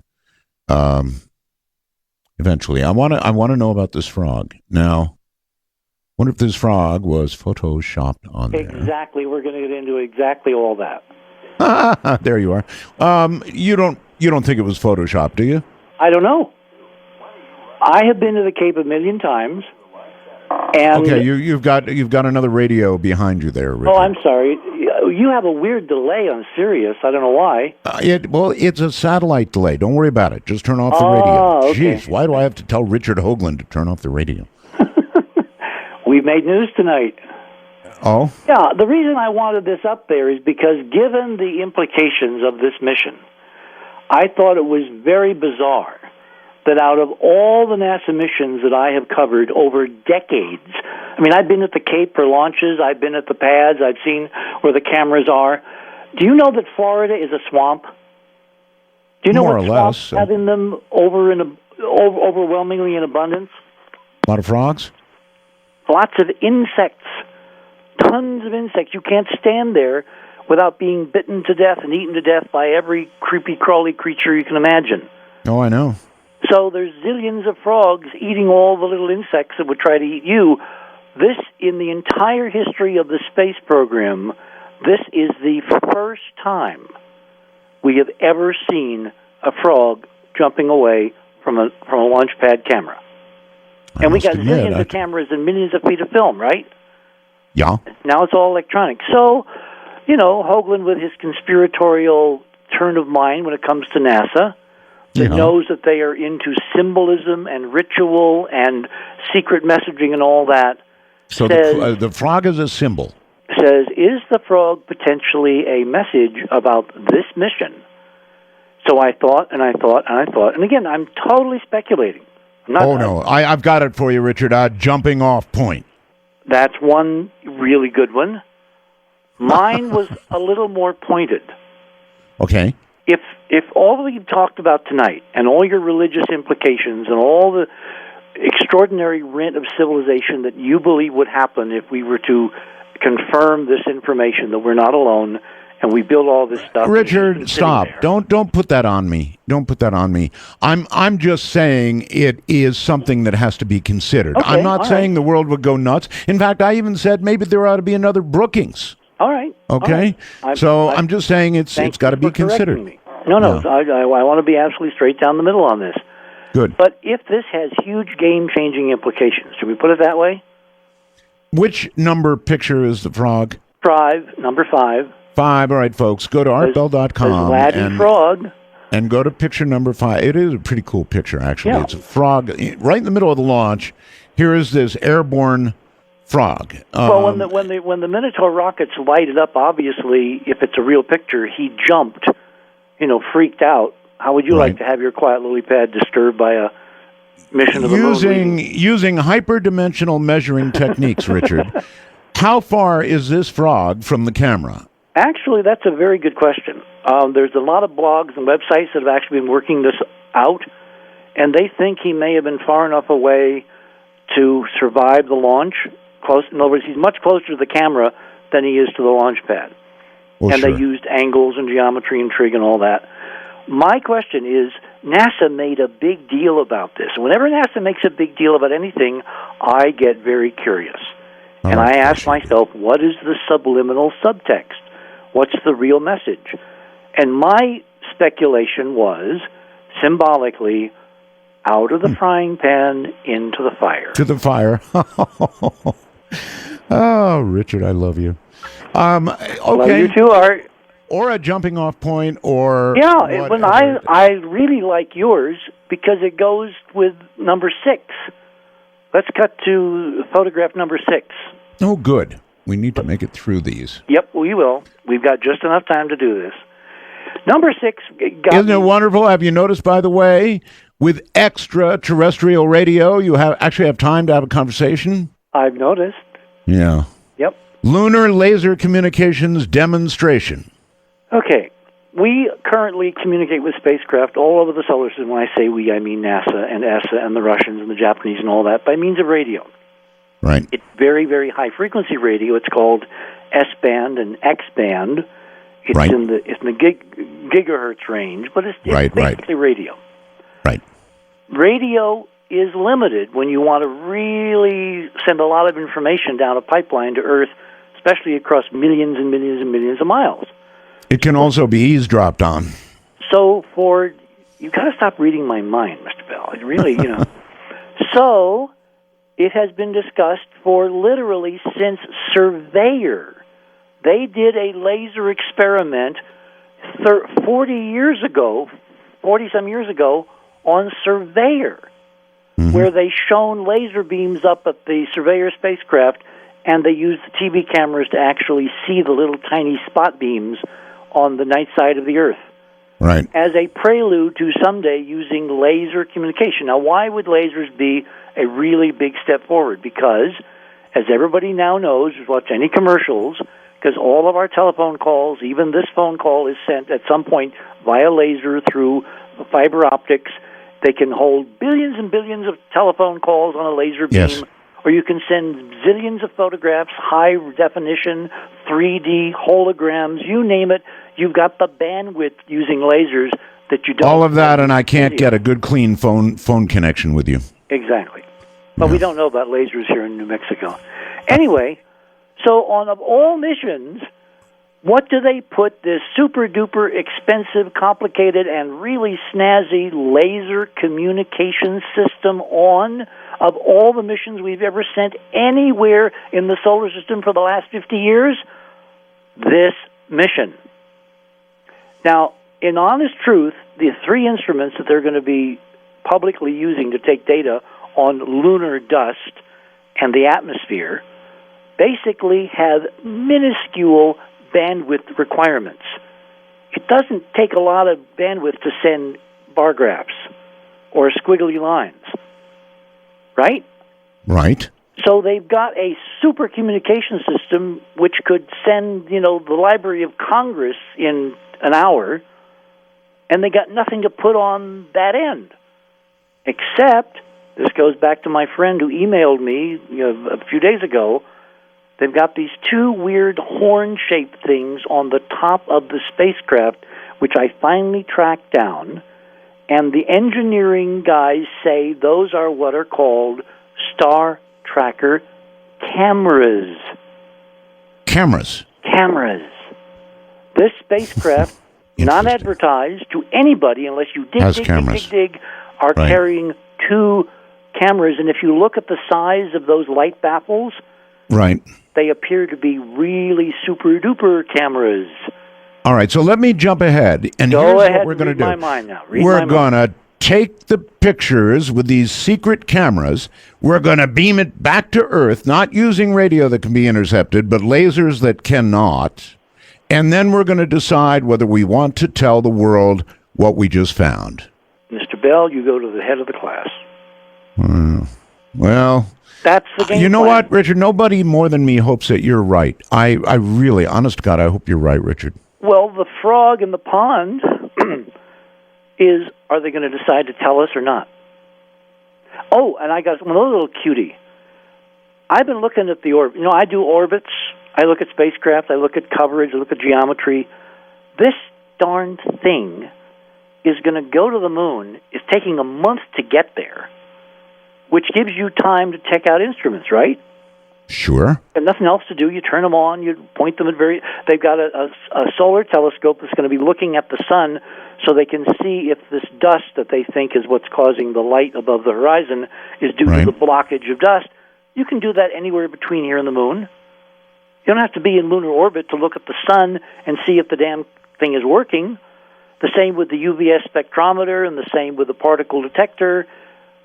They're going to spend a month in high lunar orbit checking out the instruments before they lower the orbit to where they actually begin to officially do science. And I think that month is a license to find out all kinds of cool things and then decide whether you're going to tell anybody. They did the same thing when Malin sent the first camera to Mars on Mars Surveyor. Right. They had a block of period called checkout, and an academic, Stan McDaniel, at Sonoma State University wrote a scathing indictment of the fact that their reasoning made zero logical sense from a scientific perspective, from a mission perspective, from an economic perspective, from an operations perspective, and he basically said these guys are going to use this time to photograph Cydonia secretly and decide what's there and if they're going to tell anybody. Okay. Because the press doesn't care about checkout. They only get interested vaguely when the actual mission is supposed to begin. So if you want to do something in public but in secret, you simply say, we're going to just be doing engineering checkouts, and no one in Washington is going to give a damn. Maybe. I hope you're right. Ms. Mag says, on the frog, Richard, it's just a giant leap for frog kind. Sorry. Couldn't resist. It is a hell of a picture, though. I'll give you that. And are we almost through the pictures? Because I want to get phones going here. Well, I want to go to number 7. All right. And then we can go through these quickly because there is going to be zero controversy, I hope. You know, when one is talking to Art, one never knows, but there should be zero controversy. Go to 7. I'm there. All right. This is a beautiful mosaic panorama shot with the onboard camera of our little Curiosity 1-ton nuclear-powered rover loaded for bear. It is gorgeous. And it's got all kinds of really cool instrumentation. Everything you ever wanted to know about Mars' environment or Mars' atmosphere or surface composition or the ruins of an ancient civilization, this robot can tell us. And what it's been doing for the last year, since August 6, 2012... Looks like it's sitting on somebody's old terrace. How's that for? Well, it is sitting on a bunch of flagstones. Very good. That's what I said. Terrace. Which are the lowest area of the crater it could reach in the last year. It's going to go to the mountain, in the next year. But they sent it to the lowest place because that's, of course, as you're going to see when you read Part 1 and Part 2 of my Curiosity expose on EnterpriseMission.com, right, called "It Only Takes One White Crow." You know this old Apache saying, right? Not really. It only takes one white crow to prove all crows aren't black. Think about it.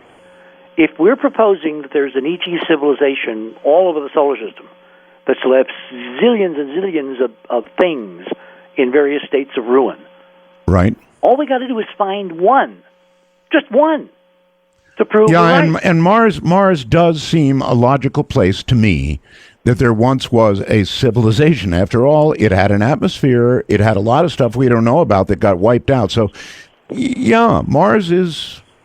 Well, the difference between Mars and the Moon is, on the Moon, you need a high technology to live. It's kind of like Well, you need a dome. Well, yeah, you need a dome to keep the air in. And you only build those by having high technology, a la Kaku and Kardashev. A really high technology can do... Type 2, Type 3. Exactly. Well, I'm just restricting my projections to Type 2, because Type 2, by the way, we're not going to go to 1. We're going to leap to 2. If any of this comes out, we leap to 2 immediately. Okay. And we'll get to that later on, just before questions. We got, what, an hour? No, half an hour. Oh, no, we've got an hour and a half. Okay, but I mean till we want to get to questions. Oh, any minute now. So hurry. No, thanks. So anyway, this thing is, prowling around on those wonderful wheels. It weighs 1 ton. It's got 17 cameras alone on this thing. Black and white. It is beautiful. It's a beautiful machine. Oh, and it's nuclear powered. Do you know the Voyagers are nuclear powered, and the Voyager 1 just penetrated into interstellar space the last year or so? And it's been 30-some years en route. Do you know what the projections for the lifetime of the power supply in Curiosity could be if they can keep the thing just going? I'd like to know. What are they? Over 100 years. Wow. And That's remember, wow. Spirit and Opportunity are going strong after 7 or 8 years, or at least Opportunity is, and they were projected to have lifetimes of 90 days. Well, credit where credit is due, Richard. They really know how to build these things, and getting this down to the surface was amazing. Okay, So they got down to the surface in this miracle sky crane landing on the early dawn of August 6th. Right. You know, I did a live show with George narrating everything all the way down the surface. Yeah, it was amazing. Absolutely amazing. So then let's go to photograph number 8. Okay. I like it. Let's go to 8. And I presume a lot of people are following with us. By the way, things are crashing. My my little message wormhole has just been down about 10 times. Anyway, okay, here we are on 8, and right away I kind of don't like it. Okay. What am I looking at? Exactly. What are you looking at? Well, that's why I don't like it, Richard. I can't tell. You can't tell. It's not a rock. Rocks aren't shiny blue. No. They don't have cylinders coming out of them looking like pipes. They don't have copper-colored flanges on the ends of some of the cylinders. Well, I don't know. There might be blue rocks on Mars. Might, right? Yeah, might. That have specular, metallic sheen reflections on the side facing the sun and the camera. I do see that, yes. That's a piece of junk. It's a piece of mangled, battered machinery that, by the way, was uncovered by the rocket blast of the Sky Crane descent rockets as Curiosity landed. There were how can you not know that it's part of the landing apparatus? Absolutely not. No, it's not. That's one. How do you know that? Because there's nothing like that on the spacecraft, and it didn't.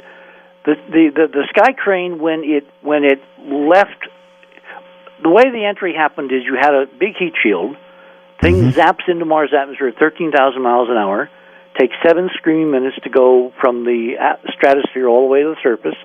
The last few thousand feet, it is lowered on a device called a Sky Crane, which basically was a rocket-powered helicopter kind of craft with 4 sets of rockets. As it's hovering on the rockets, like an old 1950s sci-fi movie, it lowers Curiosity on nylon ropes to the surface. The computer then senses the lack of weight when the wheels touch the ground. The Sky Crane cuts with squibs the nylon ropes, and the Sky Crane dashes off into the atmosphere and lands a couple of miles away over the hill. I saw the simulation, and what I'm asking is, how do you know that some little piece of something didn't break off? There'd be no way to not know that. And this is not little. This is about the size of a telephone. Okay. One of those old-fashioned rotary phones. Right. It looks to me like a pump. It looks like a pump. Now, remember, there's an old engineering axiom, form follows function. If you have to build a device to pump fluids, be it on Mars, on the Moon, on Alpha Centauri, wherever, it's got to kind of look very similar to anything you'd build on Earth, because it's got to have a way to pump fluids, and fluids have a certain Reynolds number and a certain pressure and a certain flow rate and all that. So a device to pump fluids will kind of look like a device to pump fluids regardless of the culture. This looks like an old pump. I can't go there with you, Richard. I'm sorry. I see it, and it does look weird, and blue is weird, and that's about as far as I can go. Okay. Well, then let's go to the next one. Okay. Good. Number 9. Number 9. Takes me a second. Bear with me. Number 9. Okay. What are we looking at with number 9? After they landed, they spent about 2 months trekking on the wheels east to a place called Glen Elg. And on the way, they took lots and lots and lots of pictures. This was one of the pictures. What is that? Exactly. What is that? It's not a rock. How do we know? Now it's not that one. It's too damn symmetrical. Yeah, that one is way too symmetrical. That really. And it's got a pipe and it's shiny too. And it's shiny. It's got a pipe sticking out of it right toward the camera. All right, I see it. All right, folks. If you haven't looked at anything else, you need to go to artbell.com. And this is, I'm sorry, what, number 10? 9. Number 9. Number 9. Look at picture number 9. What in the hell is this? See, looks. You can't ascribe what these things are because it's. I see the pipe, Richard. I see the pipe. Yeah. And it looks like it's old corroded metal, oxidized. Oh right. My God, I just made it bigger. What is that? That is not natural. It's not a rock. There's no way that's natural. It only takes one white crow. Art, you have just officially confirmed the presence of an ancient technological civilization on Mars.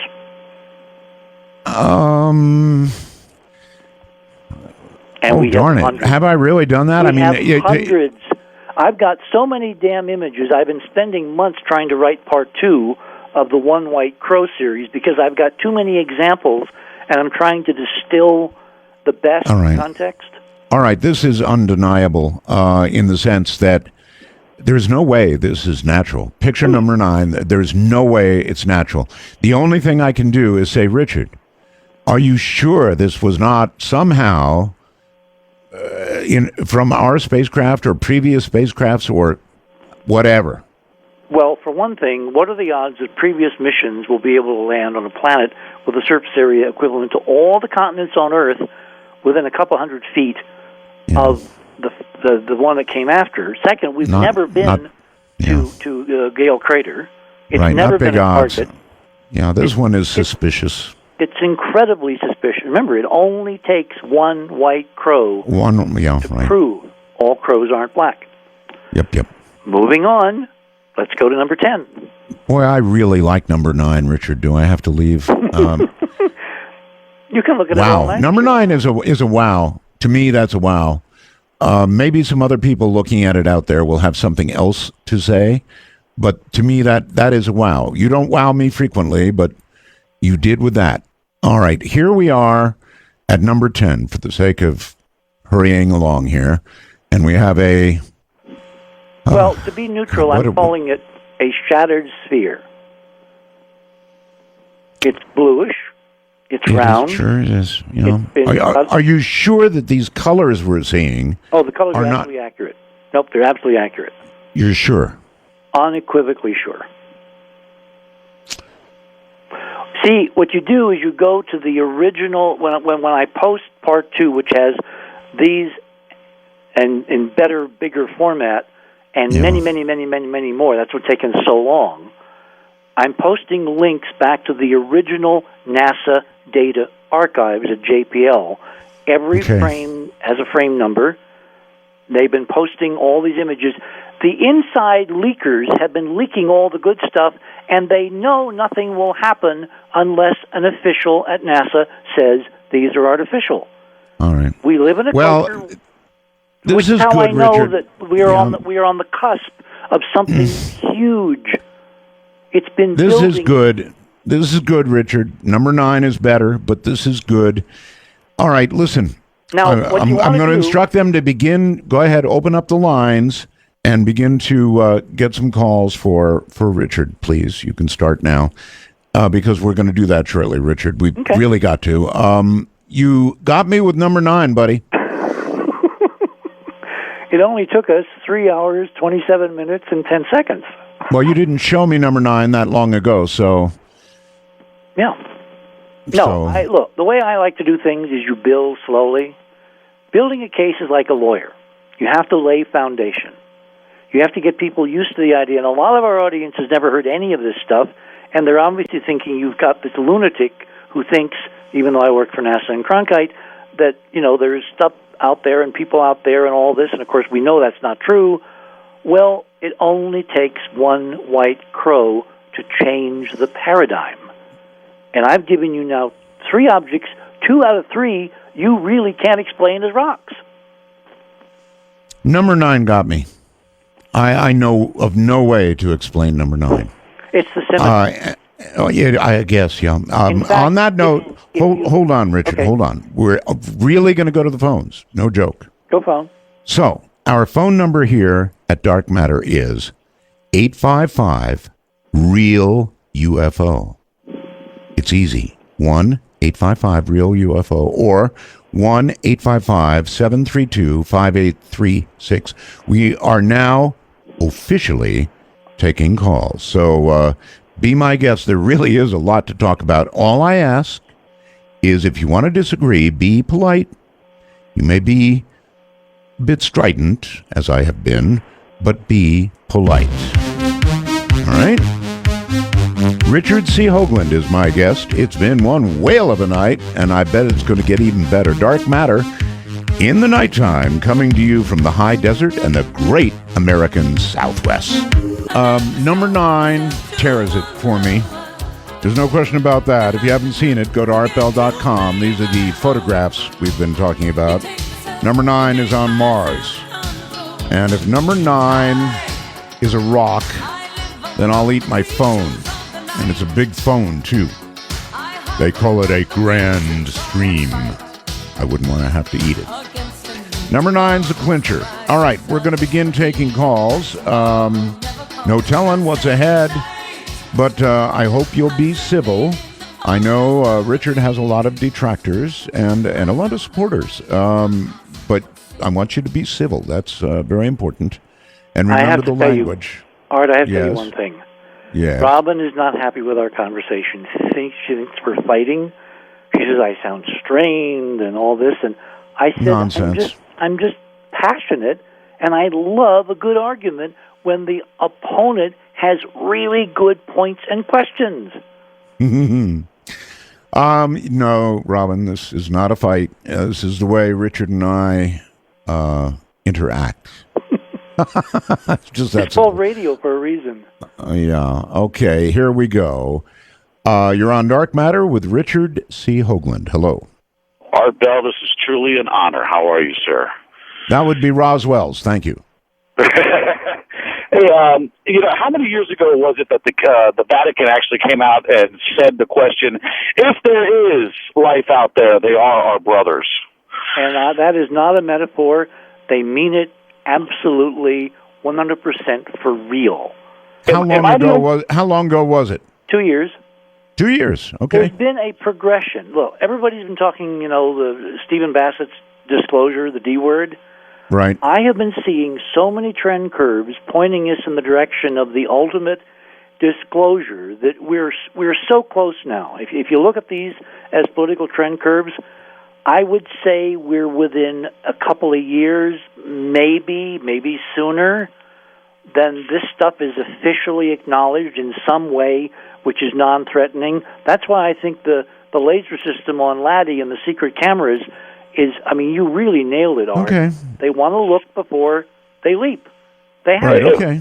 Can I follow up with another question? Am I the only one that, when I read the book of Genesis, saw it right there in black and white? They're pretty much admitting it when God says, we will make man in our likeness. Yeah, he was the only one at the time. Who was he talking to? Because that was before Adam and Eve. Exactly. There you go. All right. Fair enough. And maybe if they were to redo Brookings, we'd come up with a whole different answer. Let's go here. Dark Matter, you're on the air with Richard Hoagland. Yeah, hey, Richard. I'm a supporter of your premise here, but I was wondering, when you use the term civilization, what if they just uncovered like a small complex of structures, like an outpost? Would you say that's a civilization, or? Well, you've got to look at all the missions we've sent, the orbital missions, the landed missions. There's stuff on every mission that's all over Mars, just thinking of Mars as one place. When you look at all the NASA spacecraft over the last 30, 40 years, which includes, the mission to Mercury, Messenger, the mission to Saturn, Cassini, the Galileo missions to Jupiter, the mission like Voyager to the outer planets, Uranus and Neptune, there's artificial stuff that I can build the case for all over the solar system, in which case we're talking about living.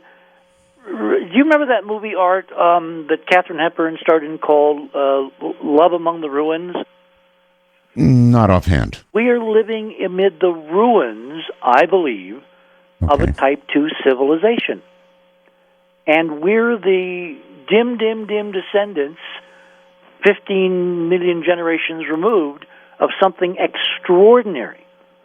And when Genesis talks about the fall, frankly, I think this is what it's really referring to, because ultimately, when you lose your history, you lose 99.999% of everybody, and you lose planets in the process of a huge interplanetary war. The survivors are going to cling to scraps of information. They're going to mythologize them. They're going to put them on pedestals. They're going to make them sacred, and the things that used to be real and practical will be looked at as metaphors or as examples of something else. I think we're living, with genuine, homage to Michio and to Kardashev before him, amid the ruins of an extraordinary Type 2 civilization, and it's now almost time to tell people who we really are. Okay. Caller, anything else? No, that's kind of what I was thinking. I think that the quote-unquote alien civilization is what we call our civilization now, and relics or artifacts in the solar system may be just remnants of their journey here.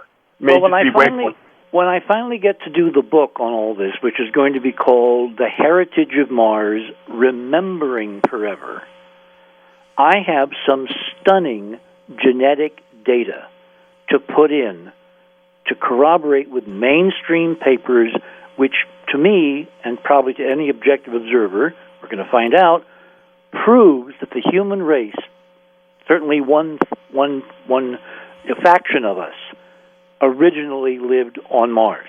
I can prove that scientifically. Richard, have you ever heard of junk DNA? Yeah, of course. What if it's not junk? Exactly.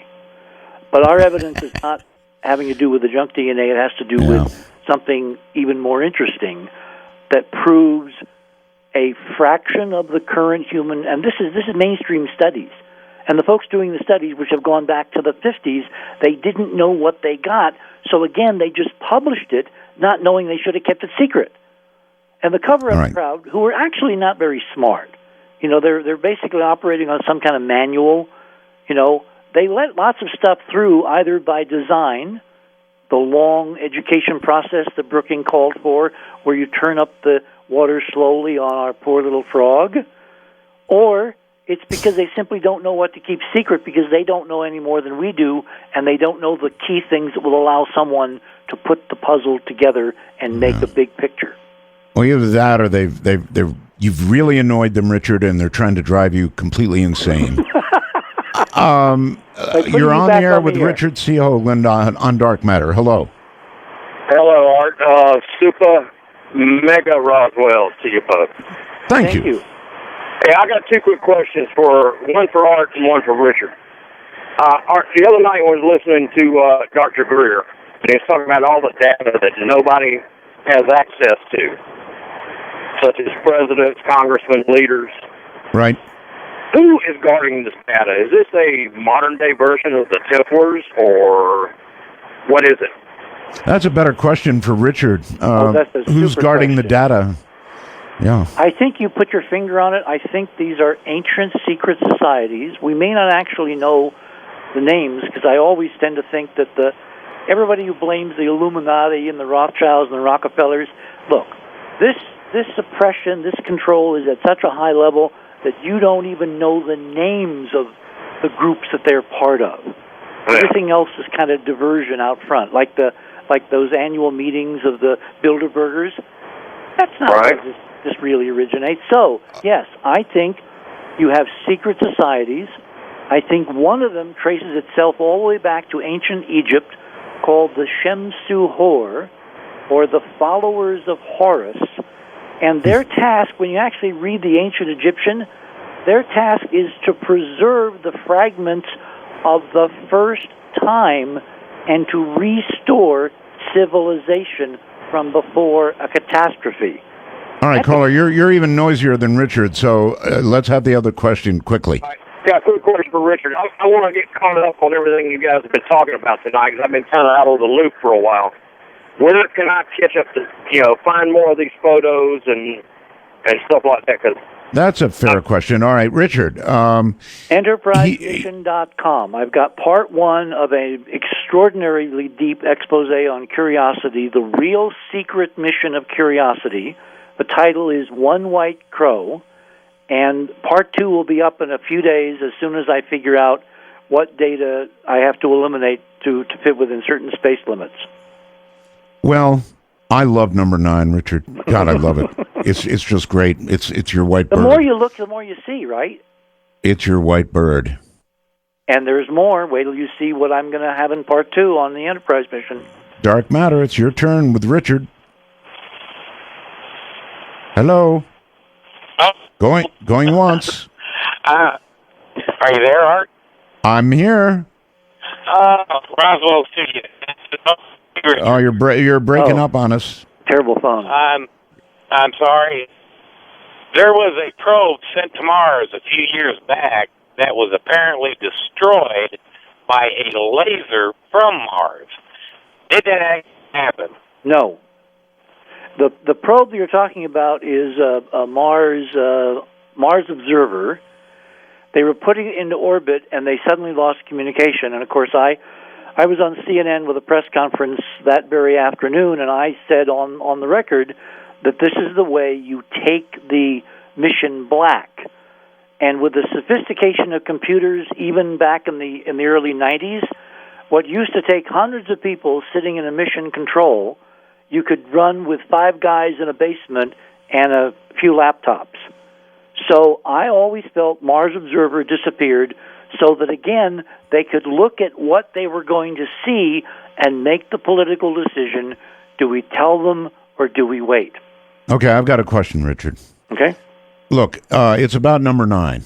Yep. Number 9 is not a natural object. Is it possible that number 9 could be something? I mean, the Russians launched a lot of stuff that crashed on Mars, no, right? They didn't. No. Well, I thought they did. They had 2 missions that landed.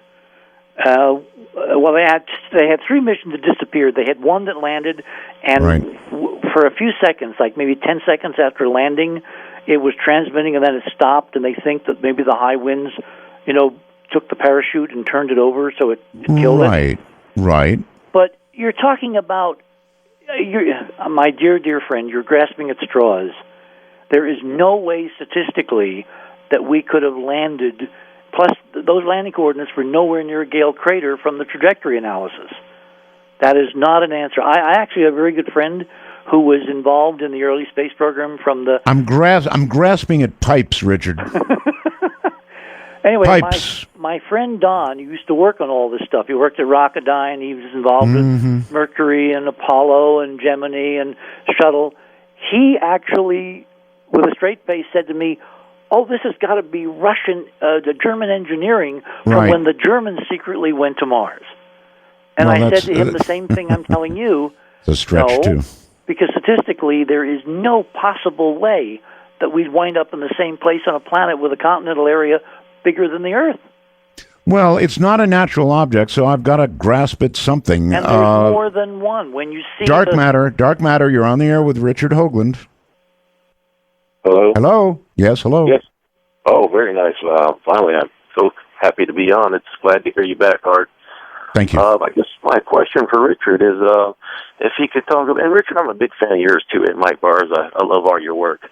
What is the Vatican looking at there at that Mount Graham Observatory? Mm-hmm. And I'll take my question off the air. Thank you very much.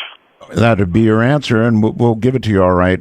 Yes, the Vatican has an observatory. They certainly do. A lot of people don't know that. Go ahead, Richard. Well, they have 2. The traditional observatory for the Vatican is at Castel Gandolfo. It's just south of Rome. It's where the Pope spends. It's kind of his summer home. Sure. It's also a full-fledged working professional observatory.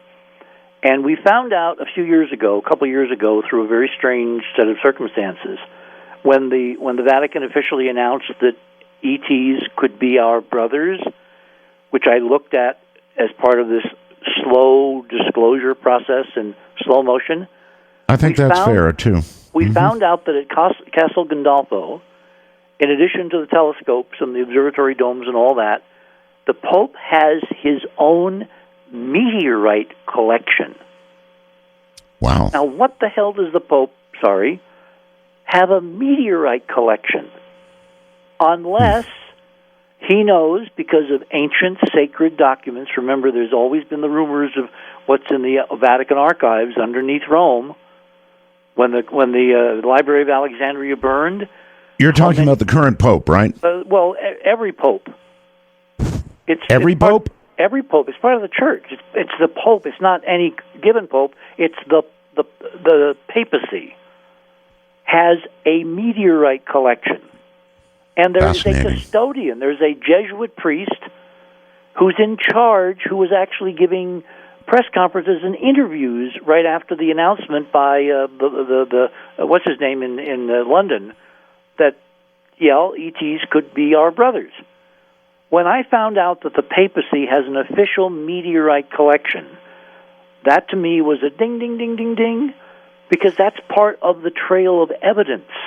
Remember, our model is, a la the late Dr. Tom Van Flandern, which is a shame he's not around so you could talk to him these days about all this.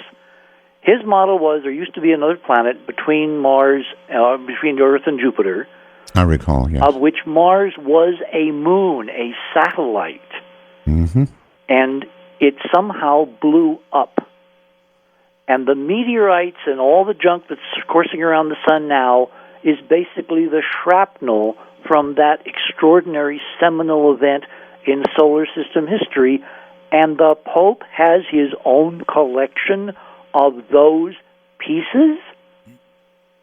Just connect the dots. Right, okay. Dark Matter, you're on the air with Richard C. Hoagland. Don't we wish that Malachi Martin was still with us? Oh, yes. Hello? Caller, are you there? Yes. Hello, can you hear me? Yes, we hear you. Go ahead. Oh, excellent. Excellent. Hey, it's great to talk to you guys. I just wanted to ask Richard about the Dark Knight satellite. I mean, is that thing real? I can't find any information on it. I mean, what the heck is it? Okay, what he's talking about, Art, is in the 1950s, the government, and NASA didn't exist then, of course, it's before 58, announced, this is before the launch of Sputnik and before the launch of Explorer 1, our own first satellite. Okay. There was some object in polar orbit that they called the Dark Knight. And there were a couple of news stories, including in the Washington Post. I've got the actual stories. And then all references and knowledge disappeared. Now you know as much as I do. Okay. Fascinating. That's something to look into, isn't it? Yep. All right. Hi there. Dark Matter, you're on with Richard C. Hoagland. Hello, Art. Hi. Manny Roswell from up in Victoria, British Columbia. My question for your guest, it actually applies to last night's guest as well, but it's this. All the information that he's presenting, has it been offered up for scientific peer review? And if so, where would we be able to read the reports of those reviews? And I'll take my answer off air. Thank you. Okay. Richard, any peer review of number 9? No. Why not? Exactly. Why not? For a mission which is named Curiosity. Right. Number 9 is only one of dozens and dozens and dozens of objects. I mean, poor Keith this afternoon, he said, "Stop!" when I got to my 13th image. Because I could have kept loading. Yeah, I get it. Mm-hmm. So, no, there will not be peer reviewed because peer review is an exquisite censoring system. Yeah, but you can't have that many number 9s. This is too good. Oh, we got more. Wait till you see. There are more number 9s for you. Really? Okay, yes. All right. Here's a number 8 for you. You're on the air with Richard C. Hoagland. Hello. Hello. Hi. Am I on? You're on. You are on, yes. I don't believe it. I have a question about... You have a really good phone line. Thank you. I'm really glad you're back, Art. I spent... Thank you. At least 3 days getting this X thing together for my 97-year young mother to listen to you because she's your greatest fan. Oh, what's her name? Her name is Annette. Annette, good evening. And she will be listening to this. There's a delay. I'm so shocked I'm on. But I do have a question.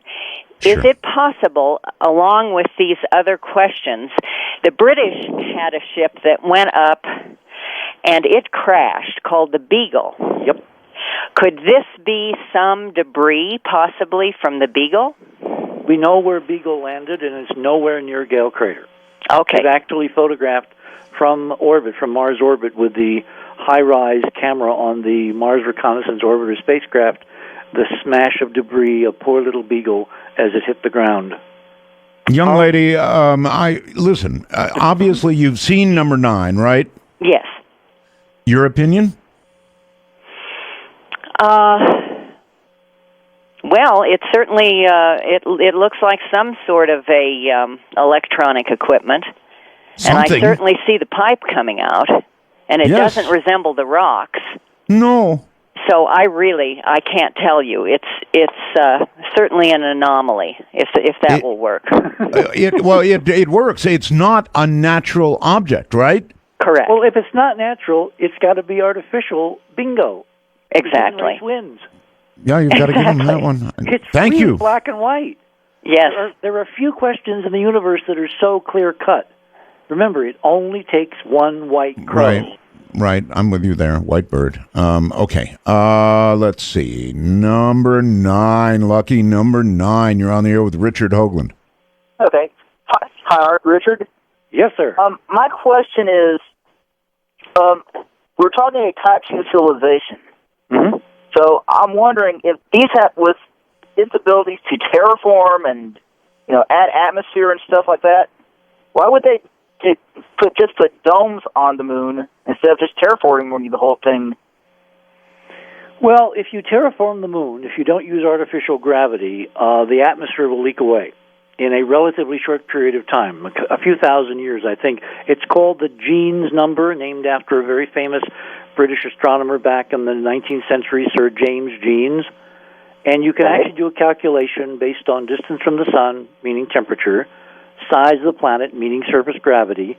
And so if you gave the moon an artificial atmosphere, in a couple thousand years between us and the time of Christ, it would leak away. Okay, so why didn't they give it an artificial gravity as well? Because maybe on a scale like that you can't. Maybe you can do it in pockets, in local regions, and that's where the domes are. In other words, there's so much about this that we don't know because we don't have the physics. Because the physics we're currently using, and I got a whole bunch of graphs on our site tonight about the physics that we're not going to obviously get to, so I guess we'll have to do that the next time. But I've been able to prove, using actual field measurements with our torsion field technology, that the kinds of physics that would be used to terraform and modify the solar system is actually measurable with current techniques, and I've been using them for 10 years since the Venus transit back in 2004. That's what those other 3 diagrams are on the bottom of our image page here. So, yeah, they could have maybe terraformed the moon, but we don't know whether there are limitations to where it's easier and more efficient and has a much longer life to do it in a way that it will last thousands or maybe even millions of years, in which case you build yourself artificial environments. I mean, what's the biggest thing about the moon that makes it a cool place to hang out? Who are you asking? A view of the Earth. And if you want a view of the Earth, you need lots and lots and lots of windows, i.e. a glass dome. Can you imagine living in Sinus Medi and looking up every night and seeing the clouds swirling and the planet twirling around, and it's 4 times the size of a full moon, and it goes through phases, and you get eclipses and rainbows and stunning visual drama? Gotcha. Yeah, it'd be gorgeous. Absolutely gorgeous. Okay, Richard, we're going to pause here, and this one's for you all the way. And number 9, definitely for number 9. In the nighttime, you're listening to Dark Matter. I'm Art Bell. I am Art Bell. Richard C. Hoagland is my guest. And here comes a caller on Dark Matter. You're on the air. Hi. Hey, Art. I'm a long-time listener, first-time caller. So, Roswell's to you. Thank you. So I'm looking on the Art Bell. You're on your website, and I see these graphs for the torsion field measurements. I kind of wanted to ask Richard what they are, and if he has any theories as to what could have made the spikes. Richard? That's going to be a little hard since we didn't really get into any of the background. Art, do you want to handle... How about a short and sweet? I mean, torsion field measurements. What are we talking about, Richard? Okay, torsion field is the ether. Remember how Einstein claims to have gotten rid of the ether back in the latter part of the 19th century with the theories of relativity? Yes. And the first part of the 20th century? Well, yes. He didn't. And a lot of experimentation has proven there is an ether.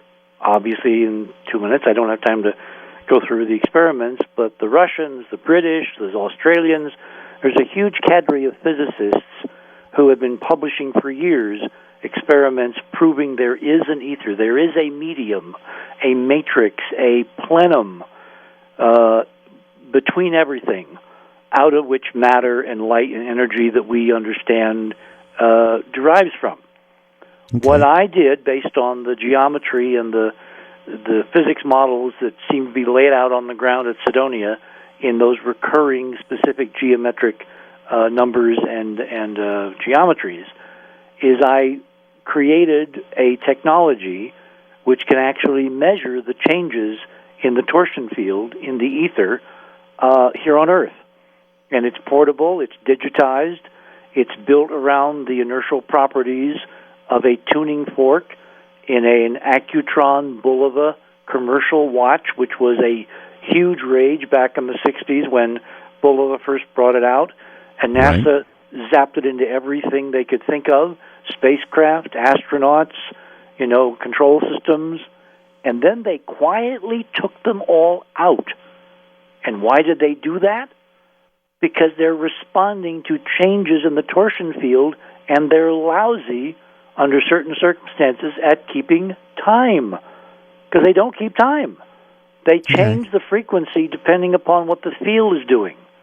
So what we've done over the last 10 years, since 2004, is we've taken this instrumentation and gone to various places to measure astronomical events, alignments like the transit of Venus across the surface of the sun in 2004 and then again in 2012, and eclipses like the one in May of last year in 2012 and the one that occurred in Hawaii, a few months ago. Okay. We've also taken it to various archaeological sites built by Mayans, built by Native Americans, we haven't been to Egypt yet. That's one of the places I'm going to go, current problems there notwithstanding. And what we've discovered is that the ancient cultures, when they were building these man-made mountains, pyramids, actually were building a solid-state amplifier of the background torsion field that allows me to measure changes both in the field and the really amazing part that we measured at Chichen Itza before the solstice last year. You can actually measure in that field the changing impressions of consciousness on the readings of the field. All right, we're into another show with that. Totally, no and question. It's so cool, and I've got data, and 3 snapshots of it are up on your site tonight.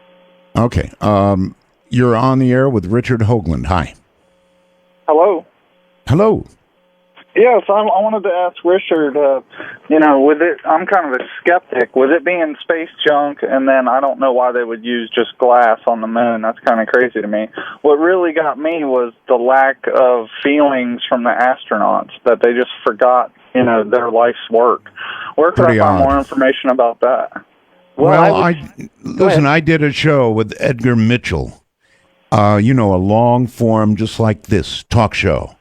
And I actually got to the point where I asked him, please, for the sake of my audience, close your eyes and tell me what it felt like.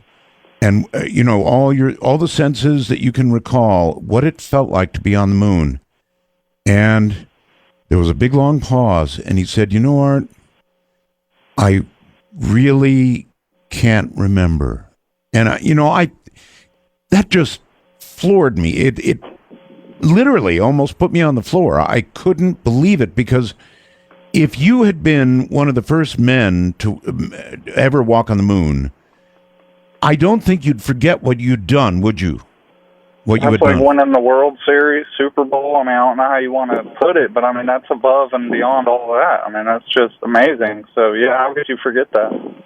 I don't know. It can't really compare, but I'll tell you, when I was tapped on the shoulder to do all that work with Cronkite when I was 23, right, and they flew me around, and I got to stand at the Cape, and I got to, be at the foot of that huge 360-foot-tall, glistening monument to human genius and ingenuity.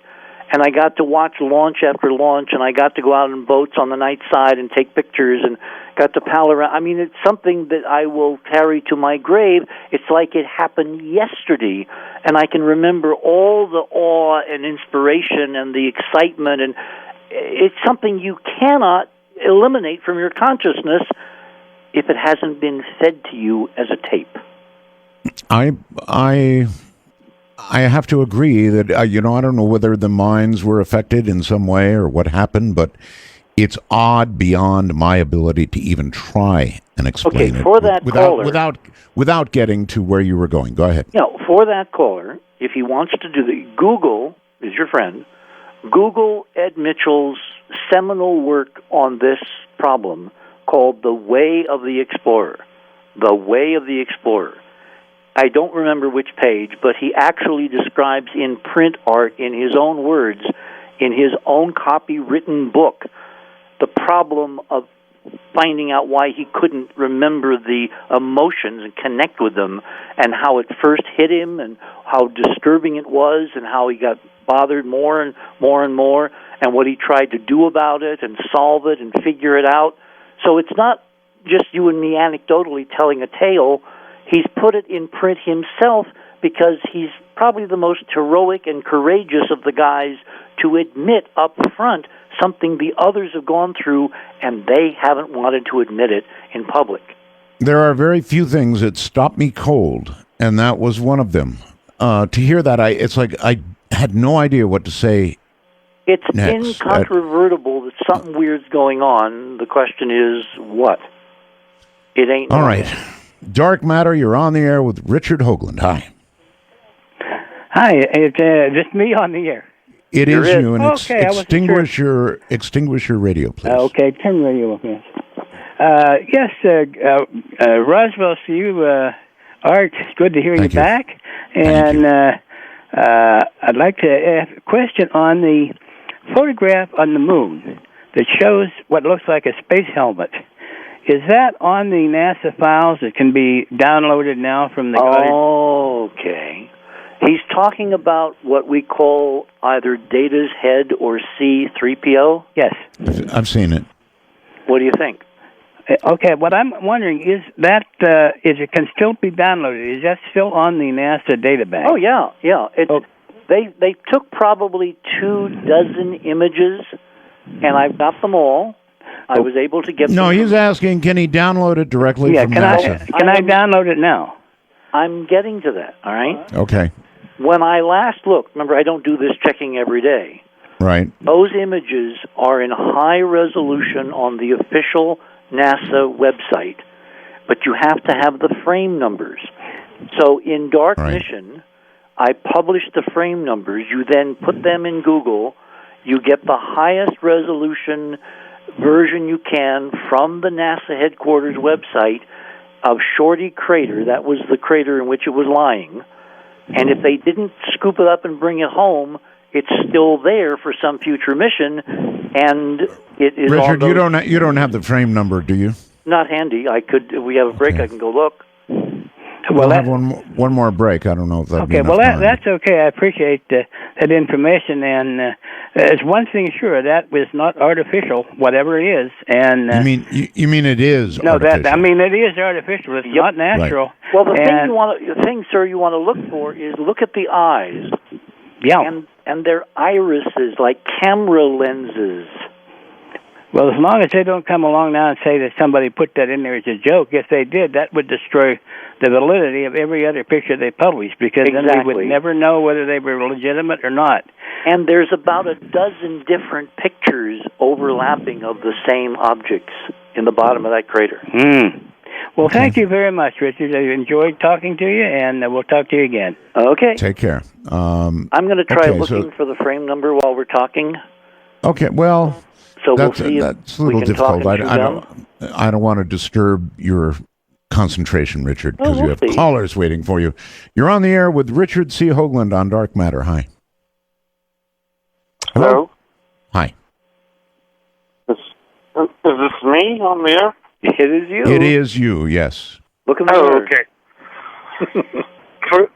First of all, Art, I'd like to say Roswell's. And, Thank you. You started something, my friend. Yes, and I wanted to say it Roswell's quite dramatically in such a way, because it is quite a dramatic thing to have him back. Picture 9 is quite interesting. Yes. It kind of... you're good. I'm glad you said that. Please, your impressions of number 9. Number 9, it kind of looks like a wheel with a pipe sticking out of it. You got it. If you tilt your head to the right and you think of it as an 18-wheeler axle without a tire on it, with a pipe sticking out of it, it's the symmetry. It's the cylindrical flanged symmetry, which is the giveaway. Now, we don't know what it is. I'm with you all I the way. think it looks like a gun turret or something. That's also possible. Remember, we don't know what these things are. We just know it's not a rock. I really think the only thing you can say about it, you could imagine it to be many things. One thing it ain't is natural. Yep. But see, again, what you said by saying it's not natural, it's artificial. And that means everything I've been saying for 20 years is true. That's what I said, and this caller agrees, right? Yes, and then when I lay back and look at the picture, it looks like the colors kind of, like the rocks take on a different perspective of colors coming out. Well, there's plenty of rocks to look at right there. It's not a rock. And there's also some things in the foreground and the background that are not rocks. But that's what I'm saying. It's like when you change the angle, it glares back at a different kind of color. It does. I can look at this thing from any angle. I can put my head upside down. It's still not natural. Nope. No. Okay. All right. Thank you very much, caller. And okay, I've got the frame number for Data's head. Okay, I've got a caller on the line. So, caller, hold on one second. The frame number, please. AS17-137-21001 HR. HR stands for high res. Type it into Google. Find a server. Wait a minute. Is that? Let me check the number with you. AS17-137-21001. Yep. HR. Capital HR. Okay. And that will take you to Shorty Crater, one of the images, and in the bottom is Data's head. All right. Caller, you're on the air with Richard Hoagland. Hi. Yay, it's my two favorite people. My name is Mars. As a youth, I carried that around forever. It was my favorite thing in the world.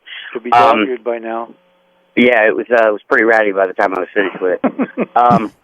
No, I like the Roswell thing, Art, but there's one other reading that could be a little more functional that I'd like to suggest if Roswell's gets old, and that's turn off your radio. It's my favorite thing you say. It's constant, and we could turn it into a greeting rather than a roadblock. Anyway, sorry. Roswell's pretty good. Yeah, it is pretty good. But okay. My question for Richard was the first plethora of probes they sent to Mars. I guess they didn't sterilize them. The Russians didn't. Hang on, the Russians didn't. We did. Well, what kind of problems does that cause in the long run? I mean, unless they find a biped or a motorcycle, I mean, they're probably going to go with that, we found fossilized microbial life. But is that going to be even remotely valid since we've already littered the surface with bacteria? Well, if we find that any microbes we do ultimately find someday, or bigger life, has our DNA, then the ambiguity will be up there. We won't know, did we, seed Mars at some early stage in our own space program?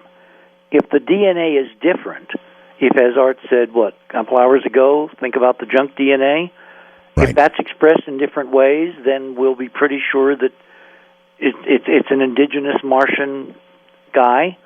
Now, of course, in the last week or two, or maybe a month, there have been a couple of papers claiming that Earth life came from Mars, which I think is more gentle, soft disclosure. Yeah, I've heard that. A little Martian in all of us. You got it. I think it's code for the big stuff, which they're trying to quietly prepare for a, mixing our metaphors madly, soft landing. That makes sense.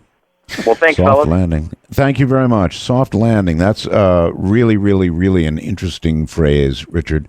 I was trying to get an answer from Dr. Greer about soft landing. How do you envision a soft landing could be implemented? Well, I think what we need to do is to introduce the idea of torsion field physics, i.e. unlimited pollutionless energy, into the culture in a non-threatening form. Just like going out and finding ruins on another planet shouldn't be that threatening, because there's nobody there with ray guns, and they're not going to come and eat your face off and whatever. It's just archaeology. It's just stuff left by somebody.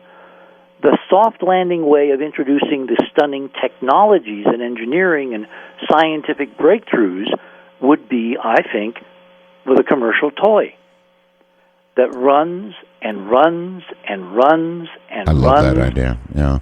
And I found literally a few hours ago in one of my favorite magazines, which is Infinite Energy, which used to be edited by my late dear friend Gene Maloff before he was viciously murdered in Washington for discussing this stuff at a level where people would take it seriously. I found an example of exactly that kind of infinite energy, torsion field fueled electrical device, it's a little torsion pendulum, which has been running in a Bucharest, Hungary museum for the last several years with no power source. Wow. And I've got to go look. I've got to call the guy up. I've got to connect him with Paul, and maybe you'll talk to him. He writes really good English, but he has photographs in the magazine, this month's issue, of this device that was built in the 40s. And it's been running in this museum since the 1940s. All right, another show. You're on the air with Richard C. Hoagland, Dark Matter. Hi. Hi, Art. Hey, it's great to have you back on the air, man. Hey, thank you. I'm just a little bit skeptical, Richard. I don't doubt that, when millions of years ago maybe that Mars had atmosphere and possibly even advanced life. But when I think about just the simple things here in archaeology and on Earth and how things deteriorate over the years and things like that, that any kind of Martian man-made object could have survived since its atmosphere has deteriorated all over time. That's an exquisite question. So let me give you, hopefully, an exquisite answer. Okay. The current Curiosity mission has a very complicated gadget inside called the SAM instrument, which stands for Sampling Atmosphere on Mars. They have been running atmospheric tests. In fact, the story came out today, no methane, which I find very suspicious since there's been Earth-based astronomers who found copious methane, like Mama, out of Goddard a few years ago. Anyway, what they've been running is a profile of all the constituents in the current atmosphere, which include things like CO2, nitrogen, oxygen, carbon monoxide. The oxygen is like down at the 0.01 level or something. It's really, really a tiny, tiny percentage. If you bury metallic things, like made of steel or iron or aluminum or whatever, magnesium, under sand, under dust on Mars, it is basically the same as having the stuff on the floor of the Atlantic from the Titanic, which did not corrode in almost 100 years, because there's no oxygen 2 miles down under the North Atlantic because of the pressure, and there's no oxygen on Mars even a few inches under those sands and dust. So without oxygen, you don't have corrosion and rust. If it's protected under dust, it's like the Sphinx, which spends most of its life buried up to its neck in sand.